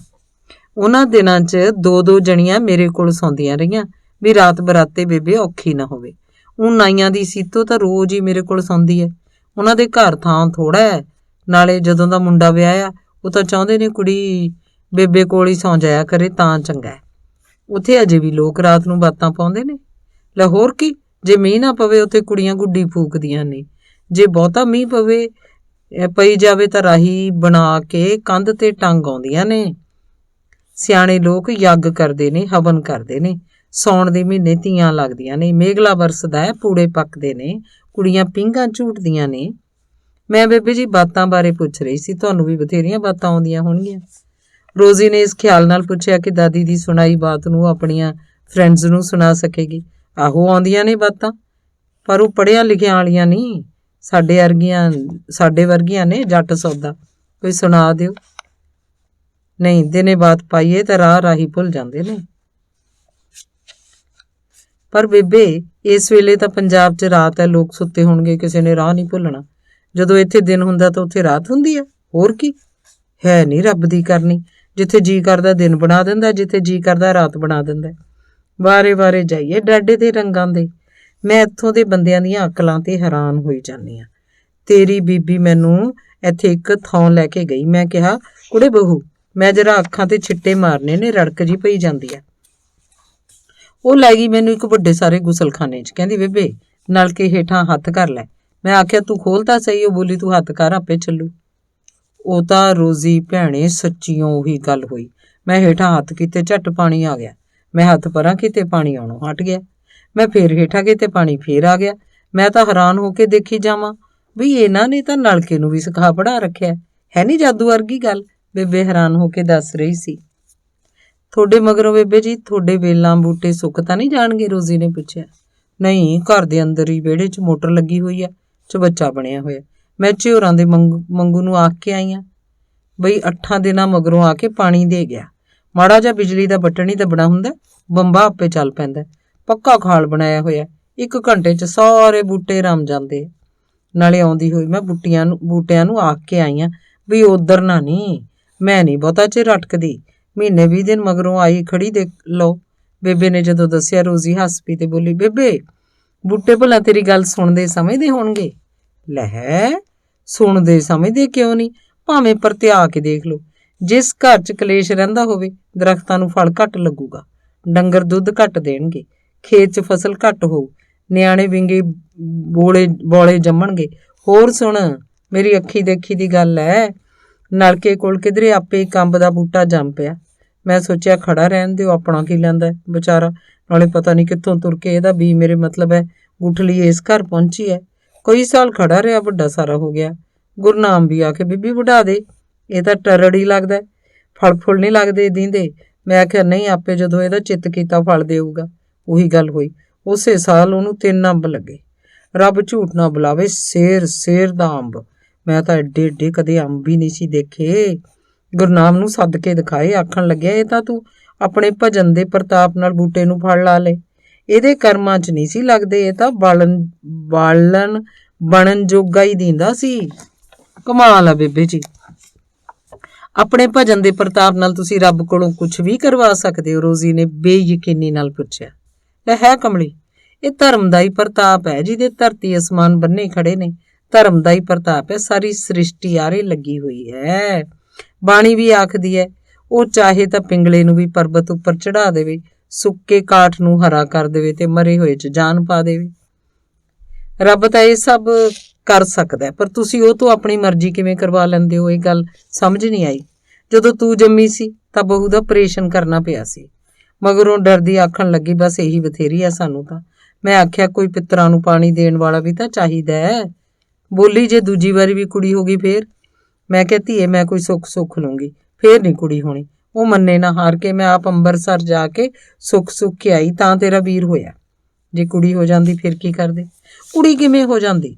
ਤੂੰ ਕਥਾ ਨਹੀਂ ਸੁਣੀ? ਅਖੇ ਇੱਕ ਰਾਜੇ ਦੇ ਮਹਿਲ ਕੋਲੋਂ ਇੱਕ ਜੁਲਾਹਾ ਲੰਘਿਆ ਜਾ ਰਿਹਾ ਸੀ। ਦੂਰੋਂ ਮਹਿਲ ਦੀ ਬਾਰੀ 'ਚ ਖੜੀ ਉਹਨੇ ਰਾਜਕੁਮਾਰੀ ਦੇਖ ਲਈ, ਮਨ ਡੋਲ ਗਿਆ। ਜਾ ਕੇ ਰਾਜੇ ਨੂੰ ਆਖਣ ਲੱਗਾ, ਮੈਂ ਵਿਸ਼ਨੂੰ ਦਾ ਅਵਤਾਰ ਹਾਂ, ਤੇਰੀ ਧੀ ਦਾ ਡੋਲਾ ਮੰਗਣ ਆਇਆ। ਰਾਜੇ ਨੇ ਆਪਣੀ ਧੀ ਉਹਦੇ ਨਾਲ ਵਿਆਹ ਤੀ, ਉਹਨੂੰ ਜਵਾਈ ਰੱਖ ਲਿਆ। ਰੱਬ ਦੀ ਕਰਨੀ, ਕੁਝ ਚਿਰ ਮਗਰੋਂ ਕਿਸੇ ਹੋਰ ਰਾਜੇ ਨੇ ਉਸ ਰਾਜੇ ਉੱਪਰ ਹਮਲਾ ਕਰਤਾ। ਫੌਜਾਂ ਦੇ ਜਰਨੈਲ ਨੇ ਦੱਸਿਆ ਆਪਣੇ ਕੋਲ ਫੌਜ ਇੰਨੀ ਨਹੀਂ, ਉਹ ਰਾਜੇ ਦਾ ਮੁਕਾਬਲਾ ਕਰ ਸਕੀ। ਰਾਜਾ ਬੋਲਿਆ, ਫਿਕਰ ਦੀ ਗੱਲ ਨਹੀਂ, ਸਾਡਾ ਜਵਾਈ ਜੋ ਵਿਸ਼ਨੂੰ ਦਾ ਅਵਤਾਰ ਹੈ ਆਪੇ ਬਚਾਊਗਾ ਸਾਨੂੰ। ਇਹ ਗੱਲ ਉਹ ਜੁਲਾਹੇ ਨੂੰ ਵੀ ਦੱਸਤੀ। ਪਹਿਲਾਂ ਤਾਂ ਜੁਲਾਹਾ ਘਬਰਾਇਆ, ਫਿਰ ਇੱਕ ਕਮਰੇ 'ਚ ਵਿਸ਼ਨੂੰ ਦੀ ਤਸਵੀਰ ਰੱਖ ਕੇ ਅੰਦਰੋਂ ਕਮਰਾ ਬੰਦ ਕਰਕੇ ਉਹ ਤਸਵੀਰ ਦੇ ਮੂਹਰੇ ਬੈਠ ਕੇ ਹੱਥ ਜੋੜ ਕੇ ਆਖਣ ਲੱਗਿਆ, ਵਿਸ਼ਨੂੰ ਮਹਾਰਾਜ, ਜੇ ਮੇਰਾ ਸਹੁਰਾ ਲੜਾਈ 'ਚ ਹਾਰ ਗਿਆ ਤਾਂ ਮੇਰਾ ਤਾਂ ਕੁਝ ਨਹੀਂ ਜਾਣਾ, ਤੁਸੀਂ ਬਦਨਾਮ ਹੋ ਜਾਓਗੇ ਤੇ ਵਿਸ਼ਨੂੰ ਵੀ ਇਹਨੂੰ ਬਚਾ ਨਹੀਂ ਸਕਿਆ। ਕਹਿੰਦੇ ਨੇ ਸੱਚਮੁੱਚ ਵਿਸ਼ਨੂੰ ਨੇ ਆ ਕੇ ਉਸ ਰਾਜੇ ਦੀ ਮਦਦ ਕੀਤੀ, ਉਹਨੂੰ ਜਿਤਾਇਆ। ਸੋ ਕਮਲੀ ਧੀਏ, ਰੱਬ ਨੂੰ ਆਪਣਾ ਵੀ ਤਾਂ ਫਿਕਰ ਹੁੰਦਾ ਹੈ, ਨਾਲੇ ਸੱਚੇ ਮਨ ਨਾਲ ਕੀਤੀ ਅਰਦਾਸ ਨਹੀਂ ਕਦੇ ਆਲੀ ਜਾਂਦੀ। ਰੋਜ਼ੀ ਨੂੰ ਲੱਗਿਆ ਬੇਬੇ ਦੀ ਹਰ ਗੱਲ ਦੀ ਆਪਣੀ ਲੌਜਿਕ ਹੈ। ਕੱਲ ਕੰਮ ਤੋਂ ਮੁੜਦੀ ਤੇਰੀ ਬੀਬੀ ਐਨੇ ਸਾਰੇ ਅਖਬਾਰ ਲਿਆਈ ਸੀ, ਤੁਹਾਡੇ 'ਚੋਂ ਮੈਂ ਕੋਈ ਪੜ੍ਹਦਾ ਤਾਂ ਦੇਖਿਆ ਨਹੀਂ। ਇੱਥੇ ਪੰਜਾਬੀ ਦੇ ਅਖਬਾਰ ਸਭ ਮੁਫਤ ਮਿਲ ਜਾਂਦੇ ਨੇ ਤੇ ਦੇਸੀ ਦੁਕਾਨਾਂ ਉੱਤੇ ਰੱਖੇ ਪਏ ਹੁੰਦੇ ਨੇ, ਜਿੰਨੇ ਮਰਜ਼ੀ ਲੈ ਜਾਓ। ਪਰ ਛਾਪਣ ਵਾਲਿਆਂ ਨੂੰ ਤਾਂ ਮੁਫਤ ਦੇ ਕੇ ਕੀ ਫਾਇਦਾ? ਫਾਇਦਾ ਇਹ ਹੈ ਕਿ ਇਹਨਾਂ 'ਚ ਲੋਕ ਆਪਣੀਆਂ ਚੀਜ਼ਾਂ ਦੁਕਾਨਾਂ ਦੀਆਂ ਮਸ਼ਹੂਰੀਆਂ ਦਿੰਦੇ ਨੇ ਤੇ ਮਸ਼ਹੂਰੀਆਂ ਦੇਣ ਦੇ ਨਾਲ ਪੈਸੇ ਦਿੰਦੇ ਨੇ। ਮਸ਼ਹੂਰੀਆਂ ਨਾਲ ਉਹਨਾਂ ਦੀ ਵਿਕਰੀ ਵੱਧਦੀ ਹੈ। ਤੂੰ ਅਖਬਾਰ ਤੋਂ ਪੜ੍ਹ ਕੇ ਕੋਈ ਗੱਲ ਤਾਂ ਸੁਣਾ। ਉੱਥੇ ਵੋਟਾਂ ਪੈਣ ਵਾਲੀਆਂ ਸੀ, ਕਾਂਗਰਸੀਏ ਅਕਾਲੀ ਹਰਲ ਕਰਦੇ ਫਿਰਦੇ ਸੀ ਲੋਕਾਂ ਦੇ ਘਰੀ। ਤੁਸੀਂ ਵੋਟ ਕਿੱਧਰ ਪਾਉਣੀ ਸੀ? ਮੈਂ ਨਹੀਂ ਕਦੇ ਵੋਟ ਪਾਉਂਦੀ, ਸਾਰੇ ਰੁੜ ਜਾਣੇ ਇੱਕੋ ਜਿਹੇ ਨੇ। ਲੁੱਟ ਕੇ ਖਾ ਲਿਆ ਦੇਸ਼ ਇਹਨਾਂ ਲੀਡਰਾਂ ਨੇ। ਠੀਕ ਹੀ ਕਹਿੰਦੇ ਨੇ, ਅਖੇ ਤਪੋਂ ਰਾਜ ਰਾਜੋ ਨਰਕ, ਇਹ ਸਭ ਨਰਕ ਦੇ ਭਾਗੀ ਬਣਨਗੇ। ਬੇਬੇ ਜੀ ਗੱਲ ਪੁੱਛਾਂ? ਬਾਬਾ ਜੀ ਤੁਹਾਨੂੰ ਯਾਦ ਤਾਂ ਆਉਂਦੇ ਹੋਣਗੇ। ਸਵਾਲ ਸੁਣ ਕੇ ਬੇਬੇ ਭੁਚੱਕੀ ਜੀ ਰਹਿ ਗਈ, ਫਿਰ ਸੰਭਲ ਕੇ ਆਖਣ ਲੱਗੀ, ਕੱਲੀ ਬੈਠੀ ਬਥੇਰੀ ਵਾਰੀ ਉਸ ਨਾਲ ਗੱਲਾਂ ਕਰ ਲੈਂਦੀ ਹਾਂ ਬਈ ਕੇਵਲ ਦੇ ਬਾਪੂ ਜੀ, ਤੈਨੂੰ ਅਸੀਂ ਯਾਦ ਤਾਂ ਆਉਂਦੇ ਹੋਵਾਂਗੇ। ਜੇ ਕਿਤੇ ਜਿਉਂਦਾ ਹੁੰਦਾ ਫੁੱਲਿਆ ਨਾ ਸਮਾਉਂਦਾ ਆਪਣੇ ਆਰ ਪਰਿਵਾਰ ਨੂੰ ਦੇਖ ਕੇ। ਉਹ ਜੇ ਜਿਉਂਦਾ ਹੁੰਦਾ ਫਿਰ ਕਾਹਨੂੰ ਮੈਂ ਆਪਣੇ ਇਕੱਲੇ ਜਵਾਕ ਨੂੰ ਪਰਦੇਸਾਂ 'ਚ ਰੋਲਣ ਲਈ ਭੇਜਦੀ। ਲੈ ਇੱਥੇ ਤੇਰਾ ਇਕੱਲਾ ਪੁੱਤ ਰੁਲਦਾ ਥੋੜ੍ਹਾ ਹੀ ਹੈ, ਐਸ਼ ਕਰਦਾ। ਮਹਿਲਾਂ ਵਰਗਾ ਘਰ ਰਹਿਣ ਨੂੰ, ਜਹਾਜ਼ ਜਿੱਡੀ ਕਾਰ ਚੜ੍ਹਨ ਨੂੰ, ਡਾਲਰਾਂ ਨਾਲ ਜੇਬਾਂ ਭਰੀਆਂ ਹੋਈਆਂ ਤੇ ਆਪਣੇ ਜਵਾਕ ਕੋ ਪੜ੍ਹਾ ਰਿਹਾ ਅੰਗਰੇਜ਼ਾਂ ਦੇ ਸਕੂਲਾਂ ਕਾਲਜਾਂ 'ਚ। ਰੋਜ਼ੀ ਨੇ ਹੱਸ ਕੇ ਕਿਹਾ, ਇਹ ਤਾਂ ਸਭ ਠੀਕ ਆ ਧੀਏ, ਪਰ ਆਪਣੇ ਦੇਸ਼ ਦੀ ਹਵਾ, ਆਪਣੇ ਖੂਹਾਂ ਦਾ ਠੰਡਾ ਪਾਣੀ, ਆਪਣੇ ਖੇਤਾਂ ਦੇ ਦਾਣੇ, ਆਪਣੇ ਦੇਸ਼ ਦੀਆਂ ਰੁੱਤਾਂ, ਆਪਣੇ ਦੇਸ਼ ਦੇ ਪਹਾੜ ਦਰਿਆ, ਦੁੱਖ ਸੁੱਖ ਦੇ ਸਾਂਝੀ, ਆਪਣੇ ਲੋਕ ਤੇ ਮਰ ਕੇ ਆਪਣੀ ਮਿੱਟੀ ਵਿੱਚ ਹੀ ਰਲ ਜਾਣਾ। ਇੱਥੇ ਤਾਂ ਜਾ ਵੱਡਾ ਨਾ ਕੋਈ ਖੁੱਲ੍ਹ ਕੇ ਹੱਸਦਾ ਨਾ ਖੁੱਲ੍ਹ ਕੇ ਰੋਂਦਾ। ਸਾਰੇ ਦੇ ਸਾਰੇ ਲੋਕ ਜਿਵੇਂ ਕਿਧਰੇ ਨੂੰ ਨੱਠੇ ਜਾਂਦੇ ਹੋਣ, ਪਤਾ ਨਹੀਂ ਕਿੱਧਰ ਨੂੰ, ਤੇ ਕਿਸੇ ਕੋਲ ਵੀ ਕਾਸੇ ਜੋਗਾ ਟਾਈਮ ਨਹੀਂ। ਕਾਹਦੀ ਹੈ ਇਹ ਜ਼ਿੰਦਗੀ? ਹਲਕੇ ਕੁੱਤੇ ਵਾਂਗੂ ਨੱਠੇ ਫਿਰੋ ਜਾਂ ਫਿਰ ਕੀੜਿਆਂ ਵਾਲੇ ਕੁੱਤੇ ਵਾਂਗ ਅੰਦਰ ਵੜੇ ਰਹੋ। ਬੇਬੇ ਜੀ ਅੱਜ ਅਖਬਾਰ 'ਚ ਅਜੀਬੋ ਗਰੀਬ ਪੌਦਿਆਂ ਬਾਰੇ ਲਿਖਿਆ ਹੋਇਆ, ਸੁਣਾਵਾਂ? ਲੈ, ਦਰਖਤਾਂ ਬਾਰੇ ਸਾਡੇ ਦੇਸ਼ ਦੇ ਲੋਕਾਂ ਨੂੰ ਬਥੇਰਾ ਕੁਝ ਪਤਾ ਹੈ। ਕਿਤੇ ਸੱਟ ਲੱਗੀ ਹੋਵੇ, ਫੋੜਾ ਫਿੰਸੀ ਹੋਵੇ, ਨਿੰਮ ਦੇ ਪੱਤੇ ਉਬਾਲੋ, ਟਕੋਰ ਕਰ ਲਓ। ਢਿੱਡ 'ਚ ਕੀੜੇ ਹੋਣ, 7 ਪੱਤੇ ਰਗੜ ਕੇ ਪੀ ਲਓ। ਨਿੰਮ ਦਾ ਤੇਲ ਹੱਥਾਂ ਪੈਰਾਂ ਤੇ ਮਲ ਲਓ, ਮੱਖੀ ਮੱਛਰ ਨੇੜੇ ਨਹੀਂ ਆਉਂਦਾ। ਇਸ ਤਰ੍ਹਾਂ ਬਰੋਟੇ ਦਾ ਦੁੱਧ ਪੁੜਪੁੜੀਆਂ ਨੂੰ ਲਾਉਂਦੇ ਰਹੋ, ਸਿਰ ਨਹੀਂ ਦੁਖੂਗਾ ਕਦੇ। ਪਿੱਪਲ ਨੂੰ ਹੀ ਅਸੀਂ ਪੂਜਦੇ ਹਾਂ। ਕਿੱਕਰ ਦੇ ਤੁੱਕਿਆਂ ਦਾ ਅਚਾਰ ਬਲਾ ਹੀ ਸਵਾਦ ਹੁੰਦਾ ਹੈ।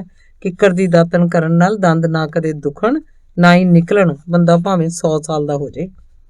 ਇਸ ਤਰ੍ਹਾਂ ਨਹੀਂ ਬੇਬੇ, ਇਹਨਾਂ ਪੌਦਿਆਂ ਬਾਰੇ ਲਿਖਿਆ ਹੈ ਜਿਹੜਾ ਅਜੀਬੋ ਗਰੀਬ ਨੇ। ਲਓ, ਮੈਂ ਤੁਹਾਨੂੰ ਪੜ੍ਹ ਕੇ ਸੁਣਾਉਂਦੀ।